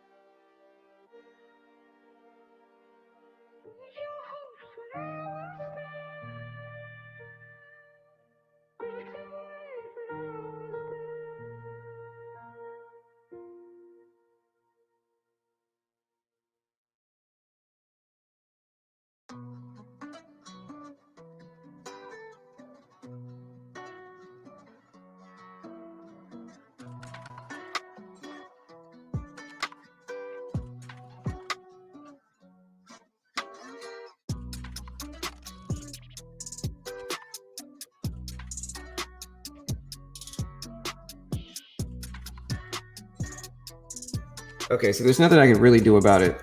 We don't have a screwdriver. I tried to do it with some scissors that I found, but unfortunately it's a Phillips and it's too wide of a screw, so I can't really unscrew it with scissors. I could go outside, but that's the only option I've really got right now. Yeah, Prague.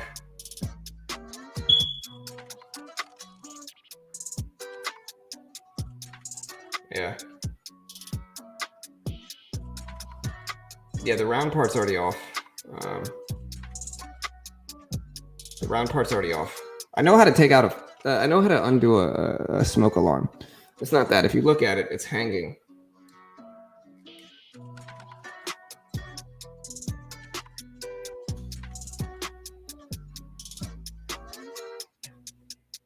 It's hanging off the roof. You see that? It's hanging off the roof right there. There's nothing I can do. It's unplugged. It's off the roof. Yeah, so there's nothing I can do, unfortunately. So yeah, we could try to fix it, but that's all we got right now. Nah, I'm not at my family's place. I'm somewhere else. I just don't feel like, no offense to anybody here, I just don't feel like telling people where I'm at. I'd rather not. All right, 520s, 530. So BFRI did bounce at 5s. You can take the battery out. I can't.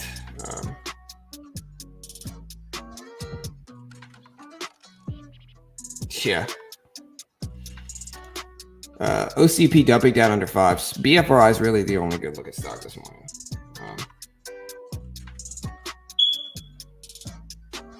Yeah, this thing is from like the 1960s or 1970s, guys. Listen, trust me. If I could take this thing out, I would.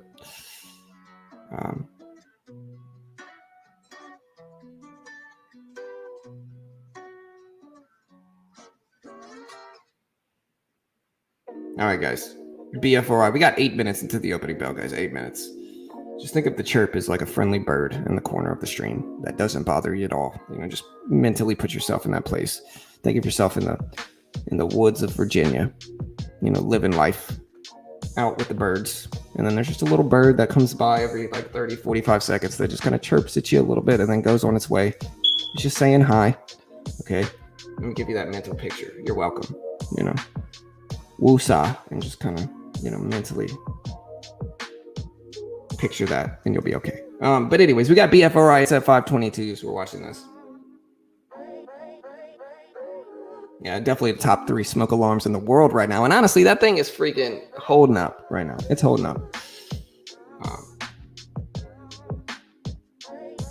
It's holding up. All right, we got KTTA bouncing back a little bit. OCUP's back under $5 here. It's under 5. We got 7 minutes, guys. Hey, let's do this. Yeah, it's just a little birdie, you know. Come and say hello every few minutes, you know, every few seconds. Look, there he is. You know, just say hey to it. That's the mental picture. You're welcome.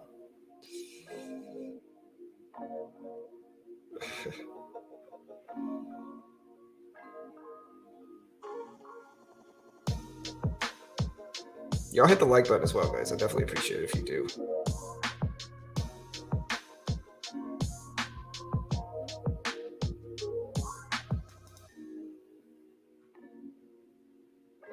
BFRI.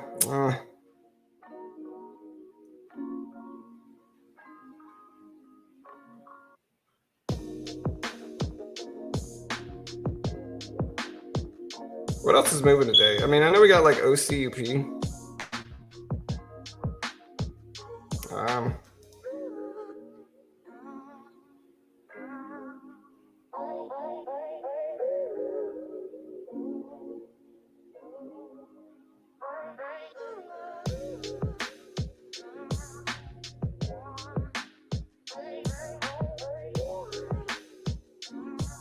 All right, guys.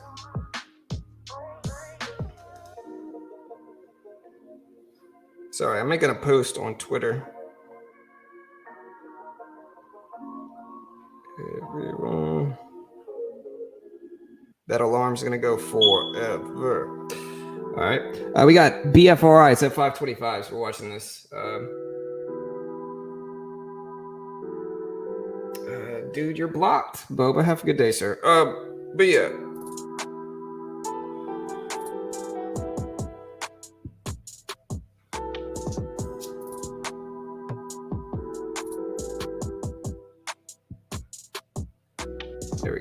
All right, so we got KTTA at 440s. BFRI bouncing at 444. We're going to see what happens. 445s.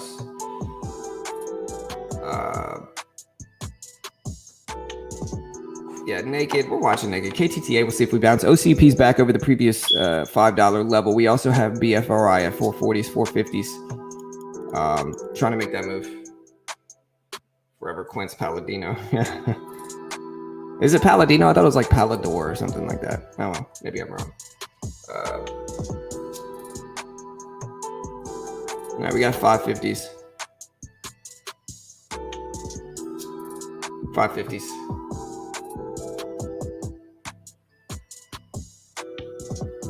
We'll see what happens. There's BFRI. Oh, man. Getting ready to test highs for BFRI. It's up to 570s.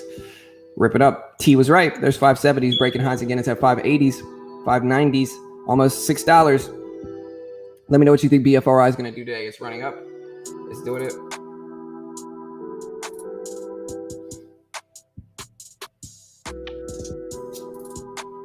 Yeah, I don't know. I don't know if it's Squint's Paladin door or something like that. I know it's something like that. 580s. Windy Peppercorn. We're at 580s right now. 590.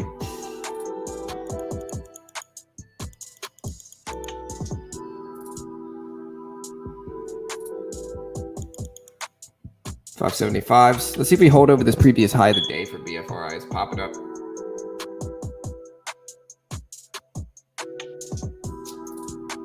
BENE is halted. Yeah, I don't know. Could be a T1 news pending halt, but I'm not 100% sure here. We could look it up. BENE.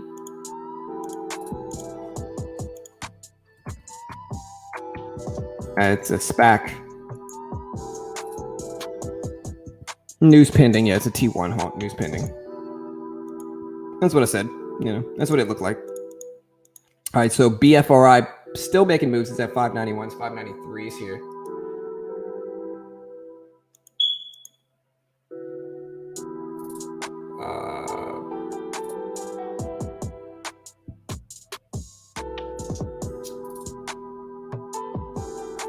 Yeah, what's up, Trader Gamer? Yeah, we'll see. So we tapped $6 here for BFRI. So BFRI just tapped 6. It's right around $6.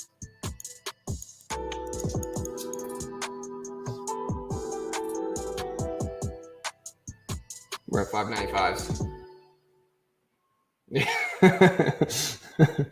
Oiling and lotioning. Hey, Windy Peppercorn. The GOAT.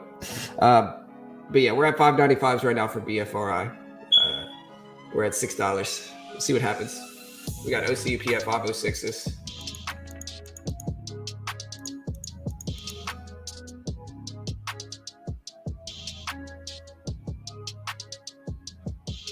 All right, we'll see if we break. Waiting here. Guru is in it. We'll dump. How far am I from? Yeah, I'm not in Baton Rouge. Let me see, 77048. Where is that? I'm slacking on my zip code game. Oh, I'm not in Texas right now, brother. I'm in Louisiana.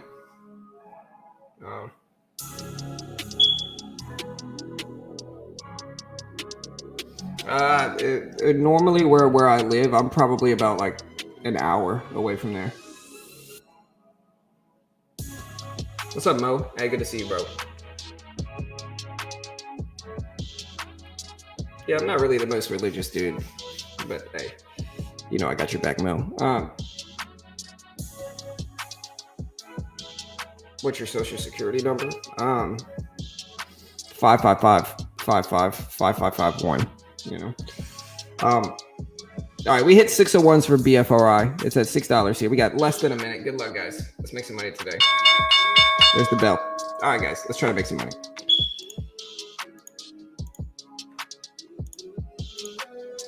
Good luck. Hey, thank you, David. He says, hey, a big Tesla option, $2,000, $11 or $1,200 expiring on Friday. What are your thoughts, please, on Tesla? I don't know, man. I mean, I don't know what Tesla's gonna do, brother. But there's a lot of, you know, I want to see it hold over 1060. If it can bounce at 1060 and get back over 1100, of course, that's great. You know, it depends on what the option is, brother. You know, 1150s might be reasonable to watch. You know, see if it holds over 1050s, gets up to 1150s, 1200. So we're just watching the range. We've got some previous levels here at like 1120 or so. But again, as for what it's going to do, nobody really knows. I wish you the best, though. Good luck, brother. And I appreciate the $5, bro. Prague bounced it up at the opening bell. Prague is up to 380s right now. 380s. So Prague making a move. OCUP making moves. BFRI is at 6. Let's see if it holds support. It's a little bit extended away from the VWAP for me personally here for BFRI. The VWAP's a little bit low. And so sometimes when that happens, we can get big pullbacks. What about KTTA? KTTA's at 409s. Let's see if it bounces at 4. BFRI making moves. Prague up to 390s. Prague up to 390s. Yeah, I know, Mike. Good luck, though. I wish you the best. I hope you make money on Tesla. But as for what it's going to do, nobody really knows, brother. Nobody knows. We can speculate, of course. And I can, like I said, I can watch major levels, but I really have no idea what it's going to do. And I'd rather be honest with you about that. Prague at 380s right now. Prague at 380s.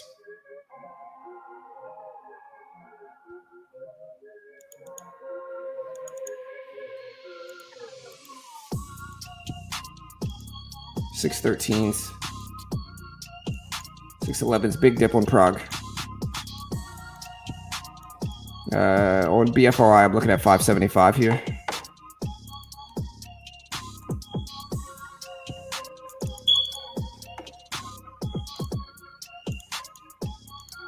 This chirps for you.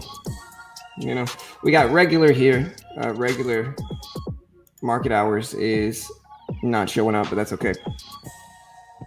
Prague is at 380s.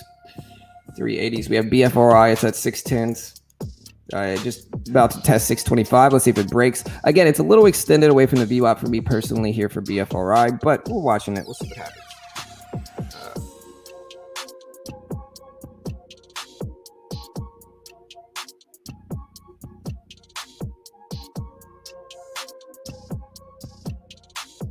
All right, we got 620, 630s here. We'll see if we move.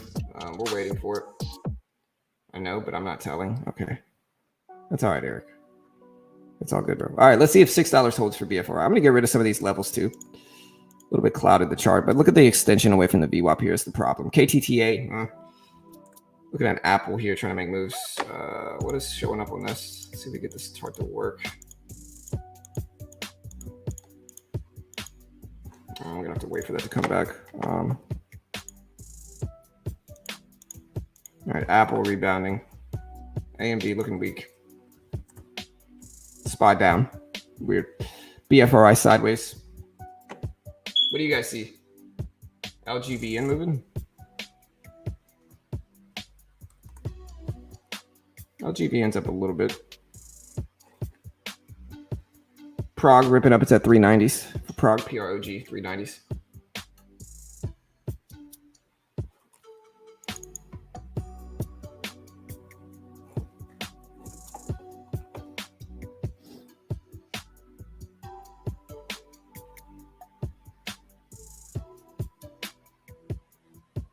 All right, if Apple pushes up a little bit, we'll short it. All right, we're in 50 shares of Apple.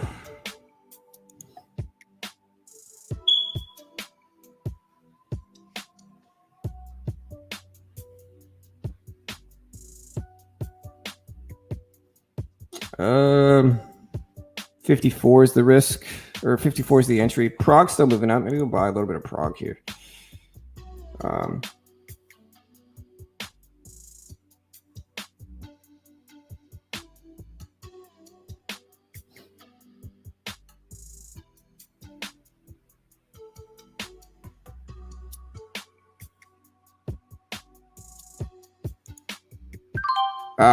Stupid. All right. Took the profit off right at the worst spot. Gonna add some more to Apple here.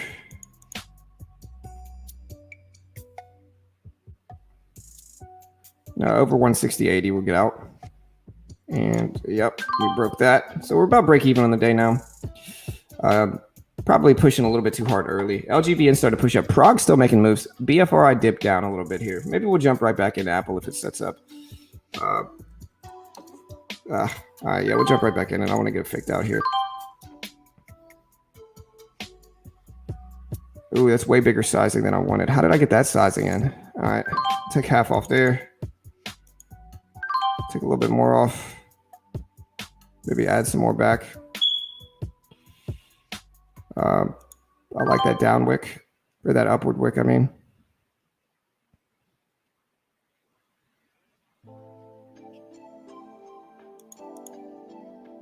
Hopefully we reject the view up here. Trying to get our view at. Watching AMD. A little bit tempted to buy some more of AMD too. Man, Apple squeezed up against me. Not really maintaining a trend. I guess it's probably a good idea not to squeeze too hard today with the volatility we've had.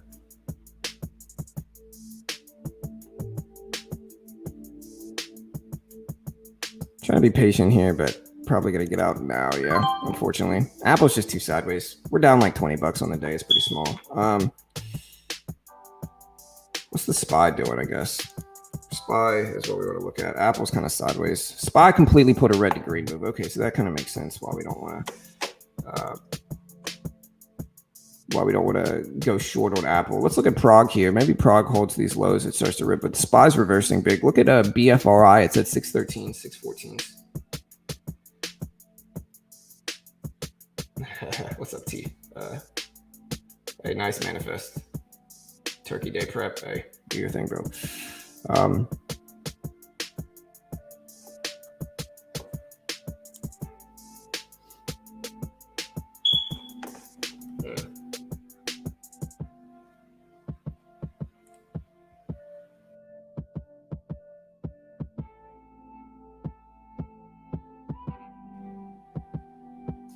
All right, so the SPY's pulling back a little bit here.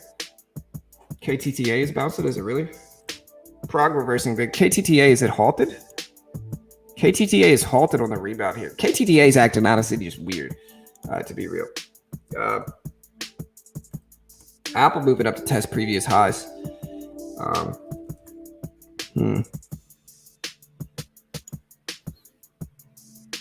What else do you guys see? I can't get my regular scanners to work for. Okay, there we go. PLIN. PLIN, kind of weird trend. KTTA is now halted on the way up. BFRA is acting weird. LGVN is this halted too?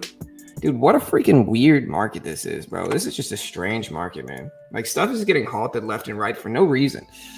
Like, no reason. It's getting halted. The only thing I could think of is if the market makers are trying to kill the action on some of these stocks, because like some of these don't have crazy high volume. Like some of these stocks, the volume's not super like ridiculously high, and they're still getting halted. Like LGVN, strange, just weird.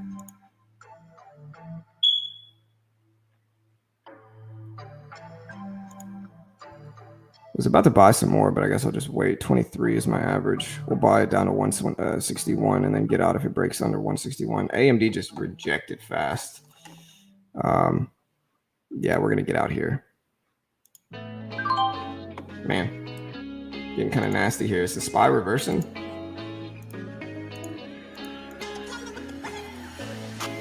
Yeah, SPY's reversing. All right, well, we're gonna wait for a trend to form, guys. No reason to attack anything else. We're down like 30 bucks on the day. We were already up 20 at the opening bell, so we're down like 30 bucks, which is fine. But market's not really picking a trend yet. We're kind of going sideways, and so we're just gonna wait, stop, and maybe reset once the market starts to pick a trend a little bit better. When is LGVN supposed to resume? Hey, what's up, Armand?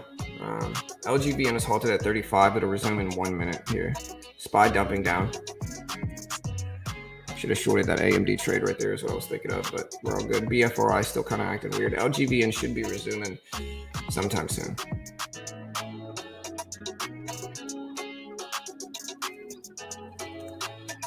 SPY breaking lows. No, we can find a AMD short to get in with. I'm just not getting my best fills here today.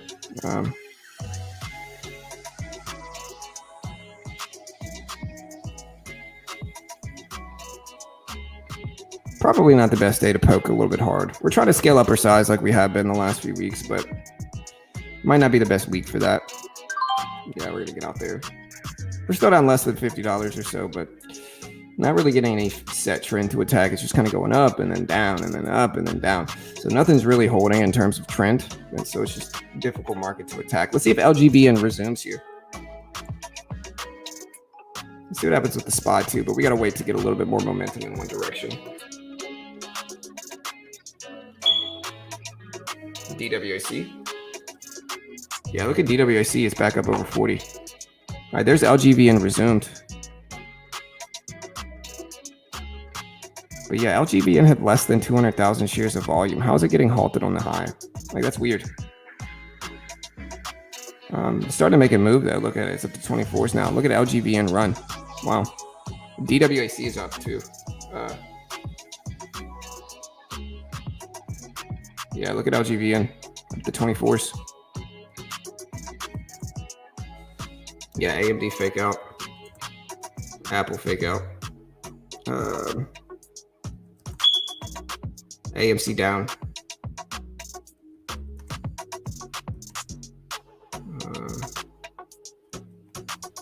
BTTX is running up. BFRI slow.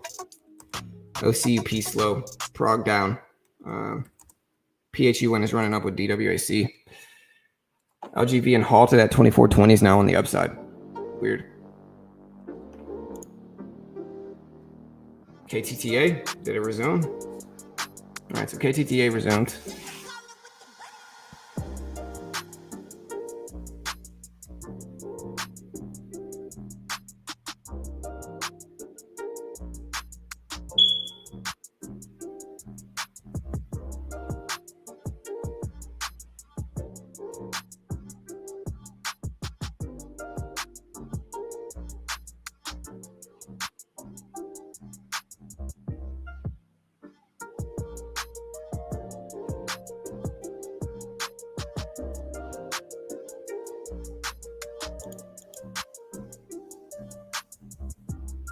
All right, so here's DWAC pulling back to 40 here. Let's see if we bounce right there.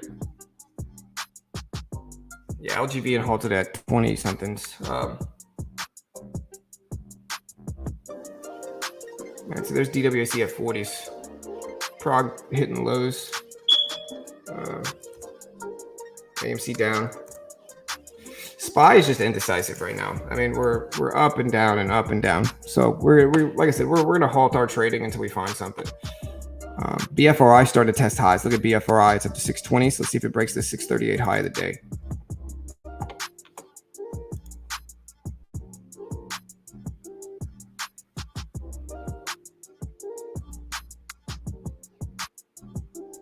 OCGN.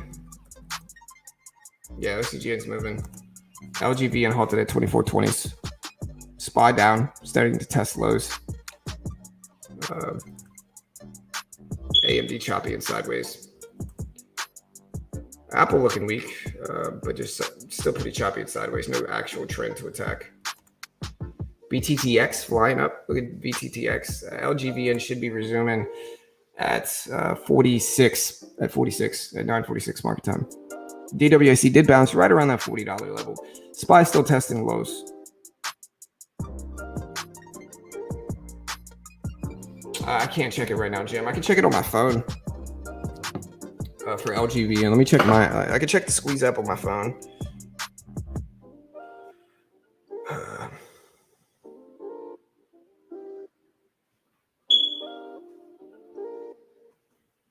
I am showing 7% short float, 2.7 million float, 8.9% institutionally owned, volume of 19.9 billion, short volume today of 5.8 million, short volume ratio today of 29%. Market cap of 329 million for LGBN is what I'm showing today. So roughly 7% short float.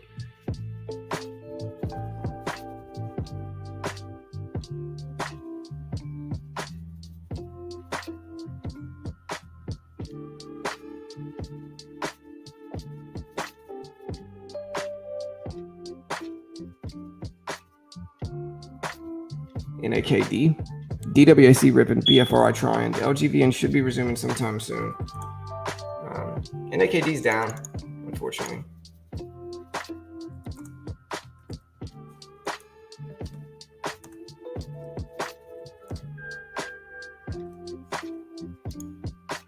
Gonna be short Apple here. We're gonna try to get our feet wet again. Honestly, we haven't had many. The last 2 or 3 days, we've been very green in pre-market, and then after the opening bell, just bad. DWAC breaking highs again.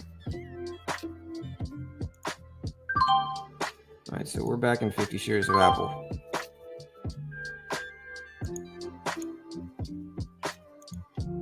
All right, we took a little bit off.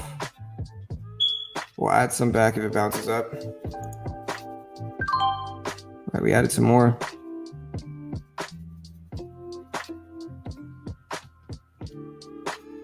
Market just broke lows. Took a little bit off again.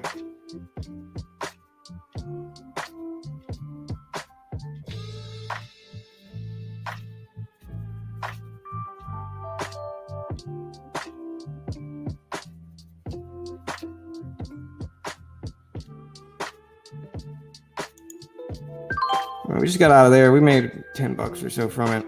We'll attack it again. We're getting some downward momentum finally. DWIC is up. LGVN should be resuming pretty soon. All right, so it did resume and it slammed down. It went up to 26s. Looks like it opened up at 26s. I'm pretty sure LGVN is going to get halted on the downside now. It's at 2250s. So you be careful. LGVN halted on the downside at 2250s.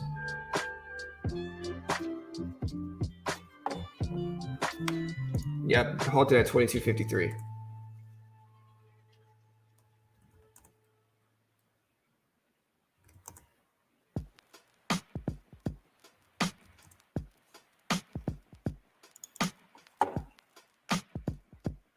Apple breaking lows.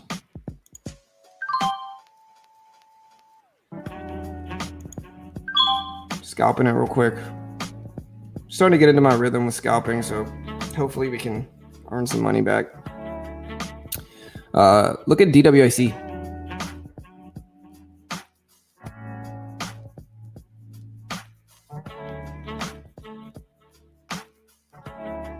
All right, DWC up to 4160s.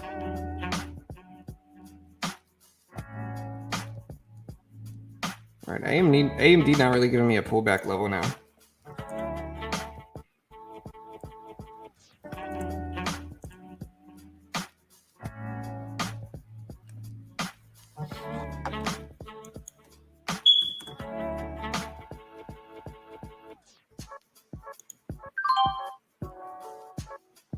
All right, we're in NVIDIA here.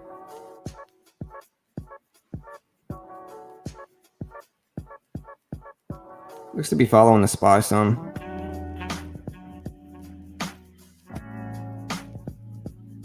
Yeah, we're gonna get out there. I see the SPY bounce right there. It's not really what we want to hold into. BFRI ended up coming back down.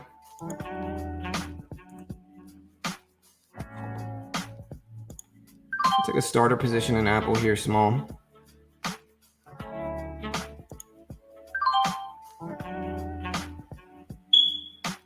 SPY starting to come back up.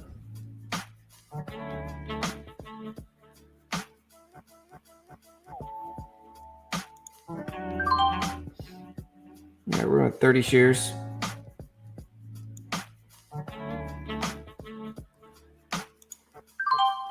Took a little bit more off. We'll add some back if it pushes up more.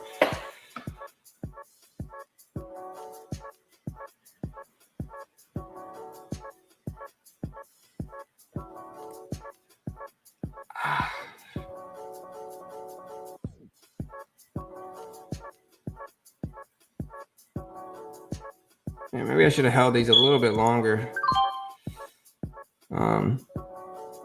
It's all good. We're starting to grind up some wins, but not a lot.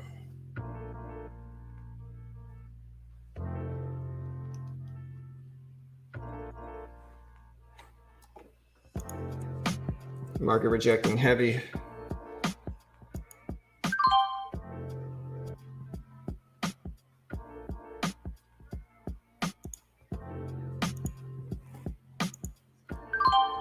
Wanted to get filled. I'm not sure why it did. Oh, I accidentally unchecked auto send maybe here.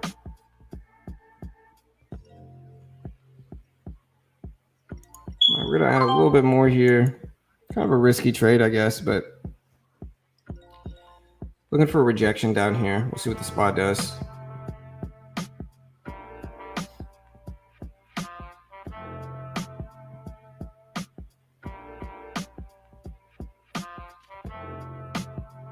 Hopefully it rejects at 312, but getting a little bit iffy, I guess.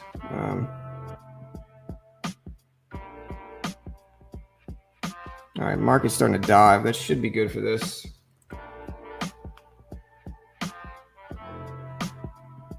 Market testing lows.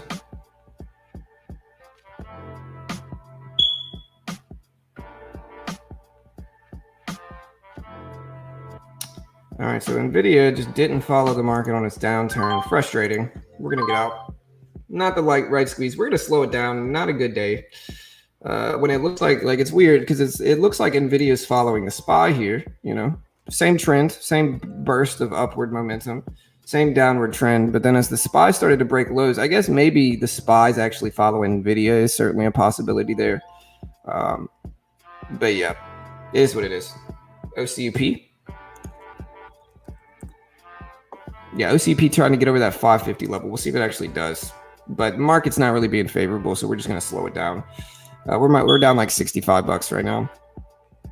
So not a huge losing day or anything like that, but kind of figured days before holidays are probably pretty slow.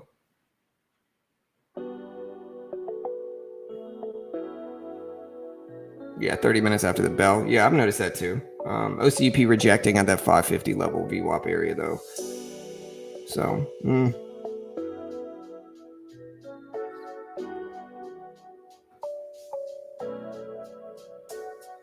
watch a DWIC. I want to see if it holds over 41. Yeah, tomorrow is Thanksgiving. Yeah, I'm red today too. Are y'all green or red?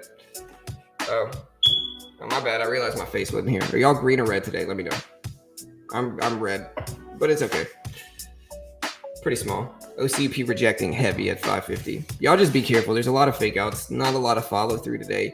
Even on large cap companies, the SPY itself is mostly sideways and choppy, so there's no real trend in the market either. And so trying to attack a specific trend right now is probably not the right move. This is not financial advice, but what I'm personally doing is just slowing it down.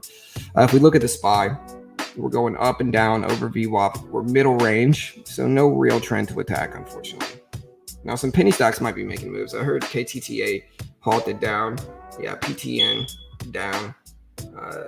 TOI starting to rip, but no volume. BTTX hasn't been bad today. This one's been honestly getting some volume and running. The problem is that the volume slowed down at this point in time. So the volume's a little light. We got less than 50,000 shares, less than 60,000 shares traded right now. So the volume's just really low. BFRI didn't do anything either. DWICs looked really good. It's at 41s.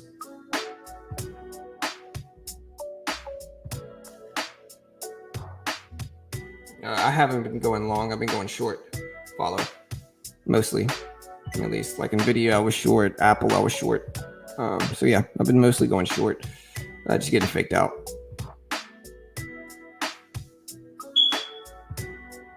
Stocks only go up. Right. Where's those stocks here? Look at BTTX. BTTX is running. The volume is low. Is the biggest problem. AMD starting to head back up, but I'm not really trying to trade against the market trend. Apple,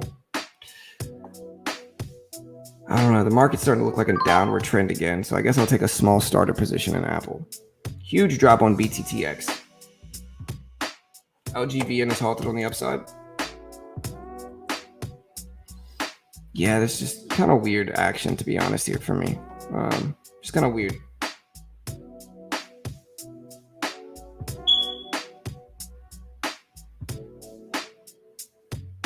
Yeah, LGVN is just strange to me. Unfortunately, I'm just not. I don't know if I want to toy with it.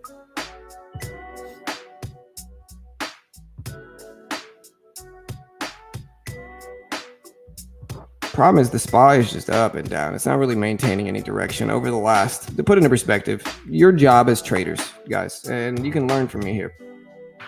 Your job as traders is, especially if you're attacking stocks, is to find stocks that are trending. When the broader market is not trending, it's probably not the right move to attack large chip companies. You know, this is the trend over the last 30, 40 minutes of the SPY. And so, I mean, you could theoretically short at the top of these and then cover at the bottom, but there's no real trend over the last 1, 2, 3, 4, 5, 6, 7, 8, 9, 10, 11, 12, about the last 20 minutes. There's no real trend, unfortunately. Nice. All right, so we just made some money on Apple, but definitely not enough to help us in green on the day. That's for sure. Hey, thank you, Mike P. I appreciate you. Hey, thank you, Armand. Yeah, I don't blame you, Amina. It's just a rough day. Not real trends. There's some stuff to attack, but it's a risky day. You can make money today. There's just risk. And so smart traders take it probably a little bit slower on days like today. Day before a holiday, lower market volume in general. Boring day. And, you know, not really any real trends to attack either. Something just ran across the screen. It's a beautiful day here in Louisiana, though. Yeah, Friday's going to be weird, almost certainly as well. All right, we're going to try to short at the top of this range again on Apple. 50 shares.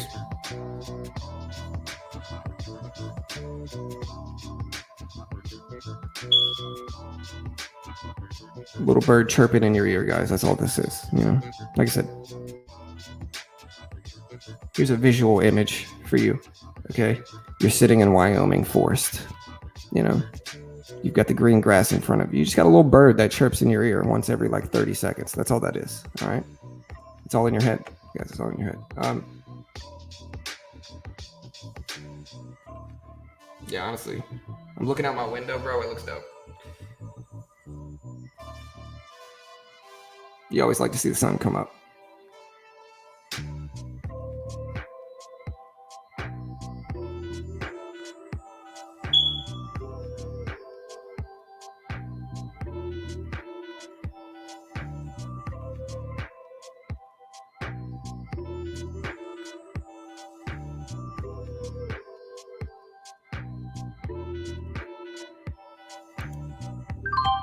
All right, so we made some money on Apple. Scalping that again. I made about $15 or so in the last few trades. So we're not doing that bad.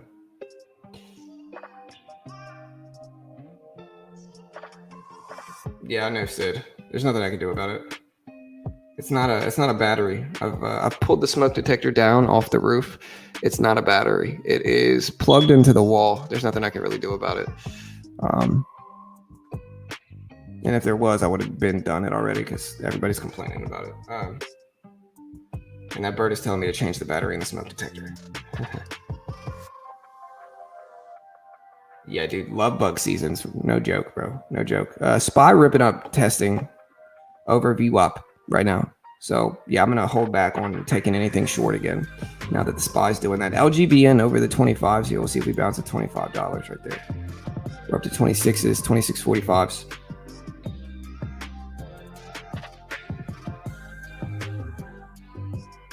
I would unplug it. I'm not going to cut the wires. Not my house. I'm not going to mess up their smoke alarm.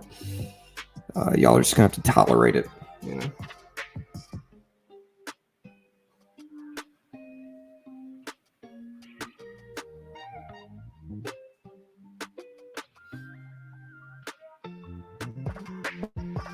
I don't know what's going on with LGV, and it's honestly been pretty strange. Prague up there to 370s, though. Prague up there to 370s.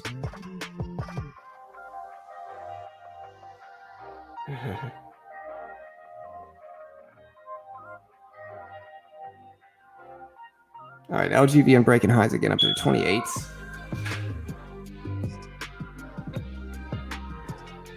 Close the door.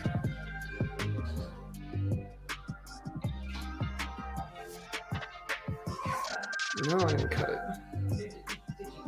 No. It's been making noise all morning. Stream's yelling at me. They say their dogs are freaking out. Ooh, man, look at the SPY completely reject here. Is this catalyst? Is this a fundamental catalyst here? Let's see. SPY tanking heavily. Right back. This has got to be some type of market catalyst. I think somebody said numbers. Yeah. Okay. So Fed's Daly said that her outlook is that the Fed will raise rates at the end of next year. Says if the Fed raises rates a few times next year, it'll still be providing accommodations. All right. Market's bouncing back up here. Look at that downwick. So I guess that's causing some bullish sympathy.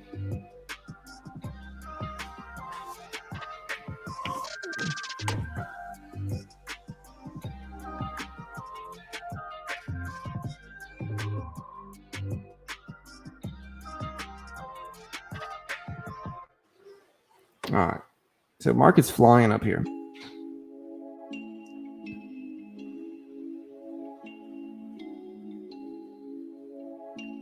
How many shares of the SPY can I buy? Okay, about 25 shares of the SPY here. I used to trade the SPY very profitably, and this is basically what I do in futures, is I just trade the SPY itself. Scalp that. Not that bad. We're getting a little mix of green trades in. Week retail report.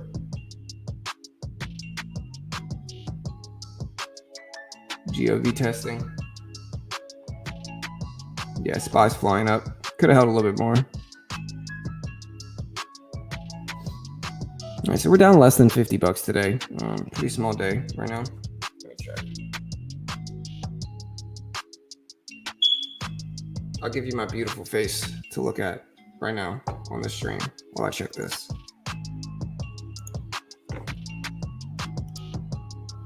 Okay, yeah, we're down to $57 today. Could be worse. Could be worse.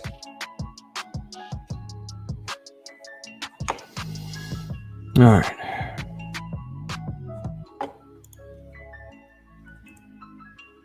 AMD steady ripping up. Apple, Nvidia, everything kind of following the market here. What about Tesla? Tesla moving up too. Honestly, we're getting some green action in the market right now.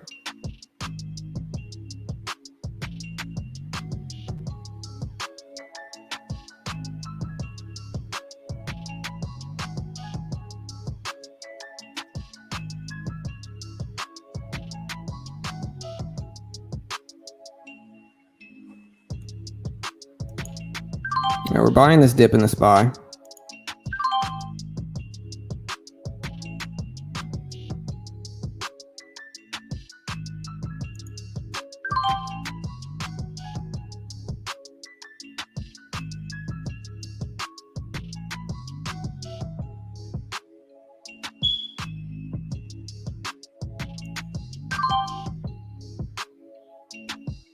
Scaling into this.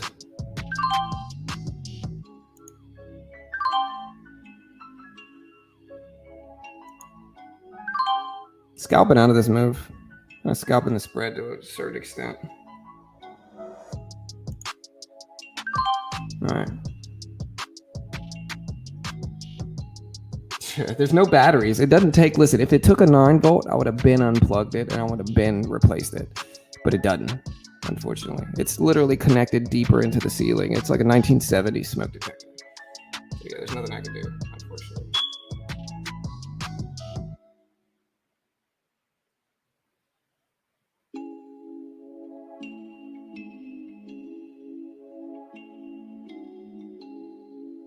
Yeah, hey, if it works, it works. The smoke detector chirp is the same key as the background music, hey, you know. It was intentional, guys. That was intentional.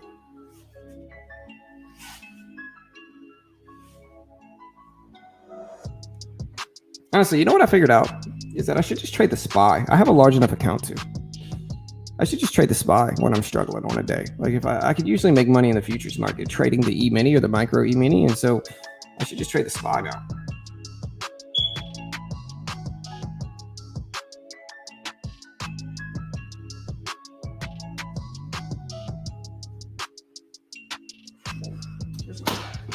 I got my hat, my LSU hat. Even though LSU sucks this year. Oof, man. All right.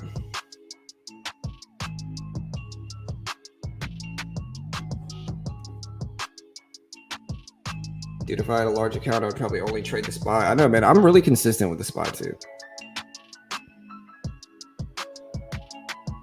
All right, so we're down like 50 bucks right now, a little bit less.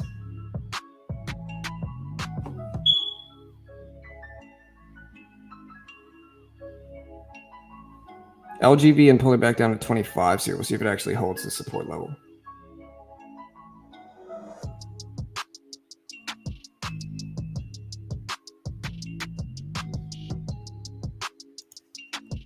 DWAC.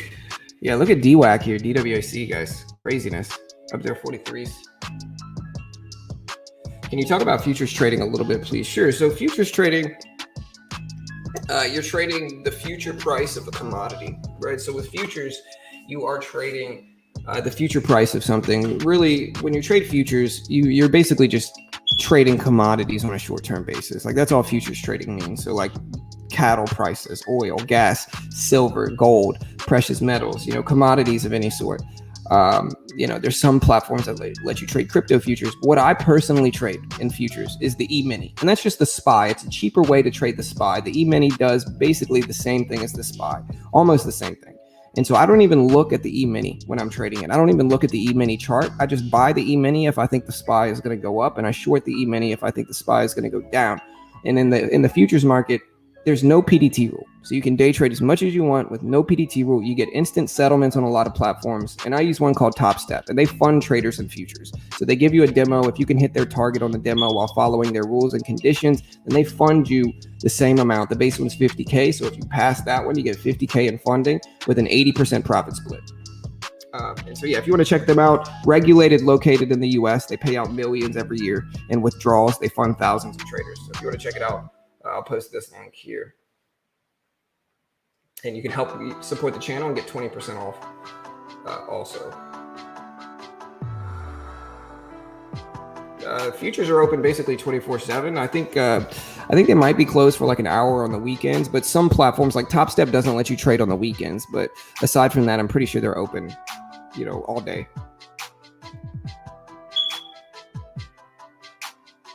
There's no test button. It's like a 1970s smoke alarm.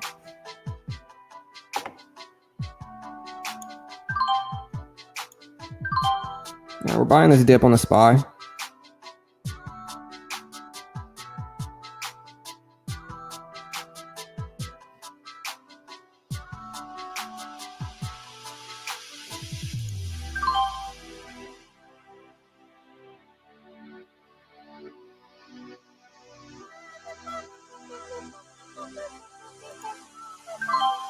All right, so we just made a little bit more on the SPY, a little dip. Maybe we'll add some more if it pulls back.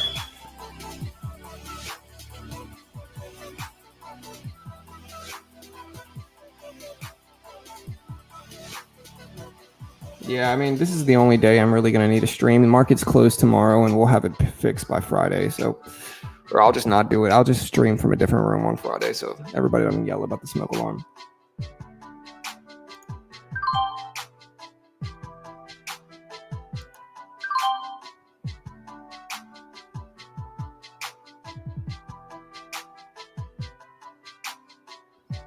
We're going to add down to 466.50s if I have the big enough account size to, at least. There we go. That worked. Like I said, if I could trade the SPY all day, I think that might be something I start to do.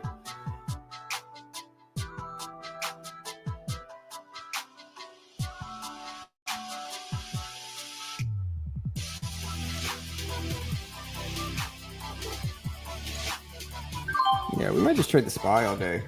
Hey, thank you, Ado. I appreciate that, brother. Thank you, man. Also, guys, another way to help support the channel is by go checking out BitGet. BitGet, we talked about crypto a lot, and I genuinely think crypto gaming is the most interesting speculatory assets in the market right now. And what I mean by that is that I think that crypto gaming, if you're into gaming like me, and you're into speculating on things, crypto gaming can be one of the most interesting things to speculate on. Mana has been putting in crazy big returns. I've made like 50% on Mana just in the last day. And Mana is Decentraland. It's a crypto game. And crypto gaming, basically, is this metaverse that everybody keeps talking about. And with gaming, you can speculate on what games you think are going to be big in a year or two and get in on those. And so it's one of the ways that you can speculate on video games and actually make money doing so. You know, like a year ago, some of these gaming coins were like 50 cents. They're now like $5-6. You know, some of them were like $2. They're now 160 plus. And so some of these crypto gaming tokens are going to be huge, and BitGet has all of them. So they have Mana, they have Sandbox, they have Engine. They've got all the major ones. I bought Mana on BitGet the other day. You can also copy trade on BitGet. So you can copy other profitable traders. You can see what their accuracy rate is. You can see what their trades have been like over the entire time they've been on the platform. And then you can follow them, set a stop loss, and copy them trade for trade. It's really dope. You can also trade crypto futures on BitGet. So you can short Bitcoin if you want, or go long on Bitcoin or Cardano or a lot of these different tokens, and they'll give you leverage up to 125 times leverage on Bitcoin specifically. So they'll give you a lot of leverage if you don't have that much funding, but you think you're a good crypto trader. Just understand there's definitely risks with that. You could also be a copy trader yourself and, you know, earn 10% on what you make other traders. So if you're a good crypto trader, you could be a copy trader, earn 10%, you know, which is honestly adds up quick. And you don't need a large account for that either. Some of these, a lot of them are just basing it off of percentage gains. So they're making a lot just from followers when they only have a few $100s in their account. So there's a lot of ways you can, you know, trade on BitGet. Really dope platform. I'll post this link. It is a great way to help support the channel. They are a sponsor of our video, and definitely appreciate the support. But if you want to check out BitGet, I'll post this link, and you know, you can help support the channel here. You can also find it in the description if you're interested. You can also find Benzinga in the description as well. And what Benzinga ultimately is the scanners that I'm using right now, super useful. I find a lot of these big moving stocks. There's the BitGet link if you want to check it out. Benzinga, super useful. I find a lot of these big moving stocks on Benzinga, and you can try them out completely free for 2 weeks without even needing a credit card number. So if you haven't tried out Benzinga and you wanted to try it out, you can for free for 2 weeks, again, without even needing a credit card number. And so you can find that link in the description. I'll also post it here as well.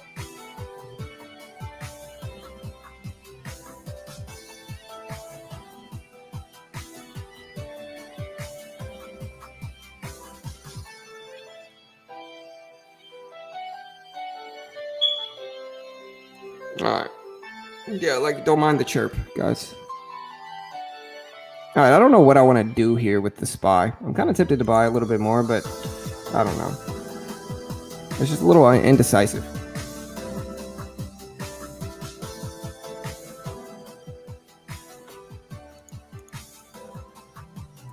BLIN, guys. Look at BLIN. Crazy rips up to 360s right now.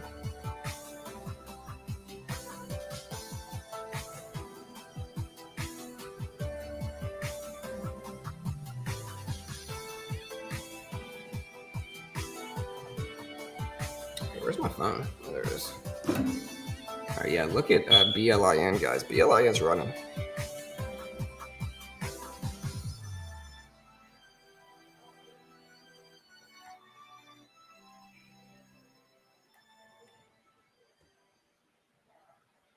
All right, so I like this down wick. We're going to buy some more here.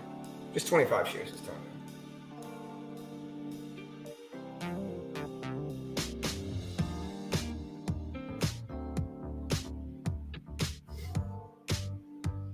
This is why, if y'all want to know why I make money in the futures market, it's because I trade the SPY through the E-mini. Same strategies. You can see me doing it now with the SPY itself. All right, so, and we're just scalping a few bucks here, a few bucks there. It adds up. And when I have that leverage of futures, that's how I'm making hundreds of dollars a day from the futures market. That's how I'm able to use Top Step. Yeah. I'll take some tea. Yeah. Thank you. But the SPY is predictable. It's probably one of the most predictable, securities in the market, in my opinion. At least for me personally. I guess it's a subjective thing, but at least for me personally, the SPY is very predictable. So with that, that's what we're doing.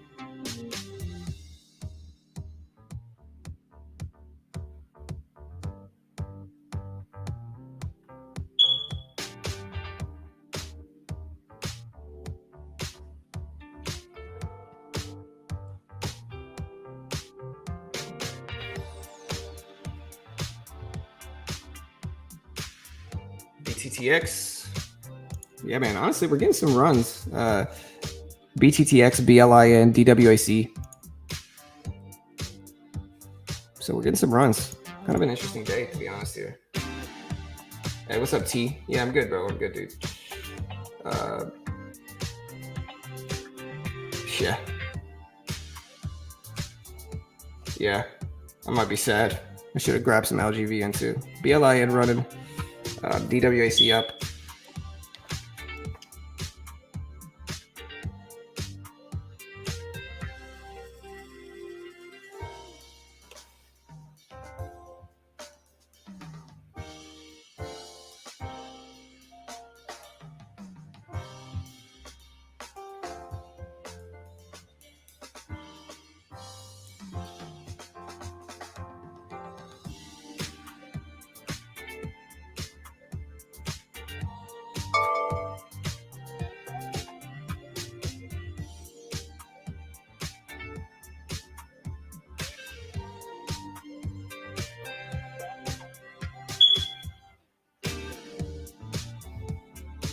All right, so I'm trying to figure out what I want to do with the SPY as well. I'm kind of tempted to buy this dip just because we have this down wick and then we have this pullback here. So we have the down wick. A lot of the time it's going to hold these pullbacks after a big down wick, because like what this down wick means right here is buying pressure, right? Like look at this down wick and then look what happened afterwards. We moved up. And so that's not always the case. It's not always going to work, but a lot of the time when we have a big down wick like this, we're going to get at least a short-term upward move, because this means buying pressure right here. This big down wick means that the candle went down and then got slammed up really, really quickly. And so with that, usually we're going to get some short-term upward action after that. Not always though.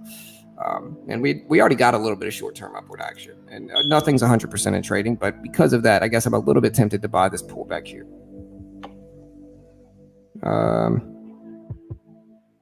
We're slightly green in terms of trend for the SPY.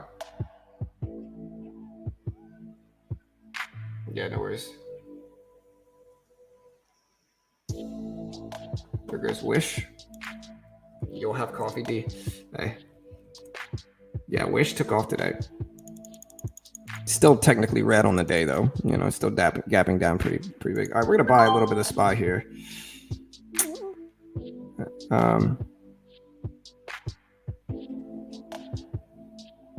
Under this down wick right here, this 35 down wick, we'll get out if it can't hold over that.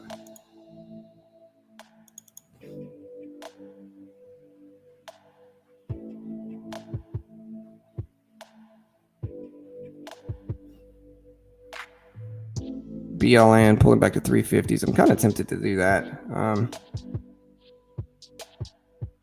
DWAC pulling back to 42s.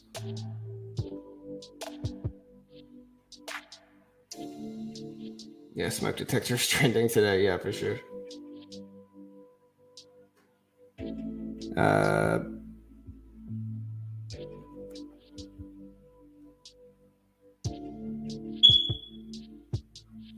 Benny to take the combustible energy public.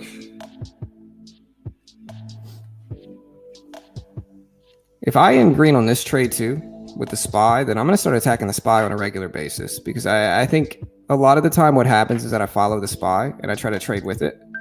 Yeah, we ended green on that one. I think a lot of the time I follow the SPY and I try to trade with it. And sometimes the stock I'm following doesn't follow the SPY perfectly. And so I get frustrated where I should just be trading the SPY. I've got a large enough account too. Let me see what my maximum share size I could take with the SPY is. I think that's going to be influencing. Now, sometimes the SPY is just not favorable. And in those moments, you got to trade penny stocks. But all right, so 466. All right, with the amount of leverage that they give me, I could buy up to like 100. Maybe I could probably buy up to 2. Yeah, I could buy up to like 200 shares of the SPY, which is plenty. So I think that's plenty big size. So I might be trading that after this too.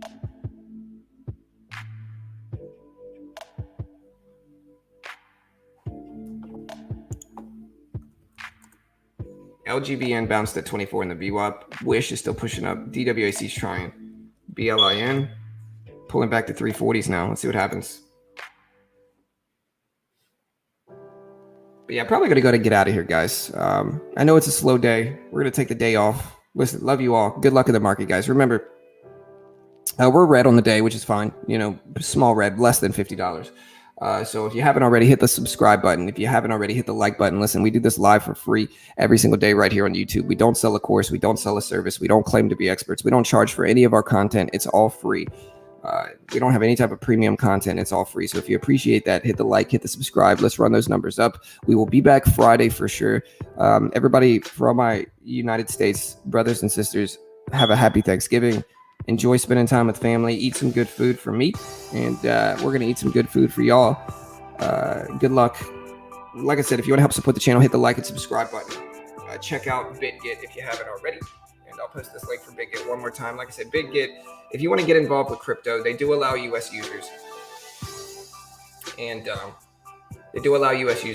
you can sign up. You can trade crypto. You can invest in cryptocurrency. If you go to spot, you can invest in crypto. If you go to futures or unified futures or futures, you can trade futures contracts on cryptocurrency. So you can trade what the heck? Yeah. There we go. You can trade futures contracts. You can go long on Bitcoin, short Bitcoin with up to 125 times leverage. You can copy trade other profitable traders. There's a lot of really cool stuff. There's the link. Love you all. Good luck. We'll see you guys next time. Check out Benzinga as well if you want the same scanners that I'm using here. Carol is over here sliding around. You guys can see her. I almost slipped. Carol's over here sliding around. So everybody say hey to Carol.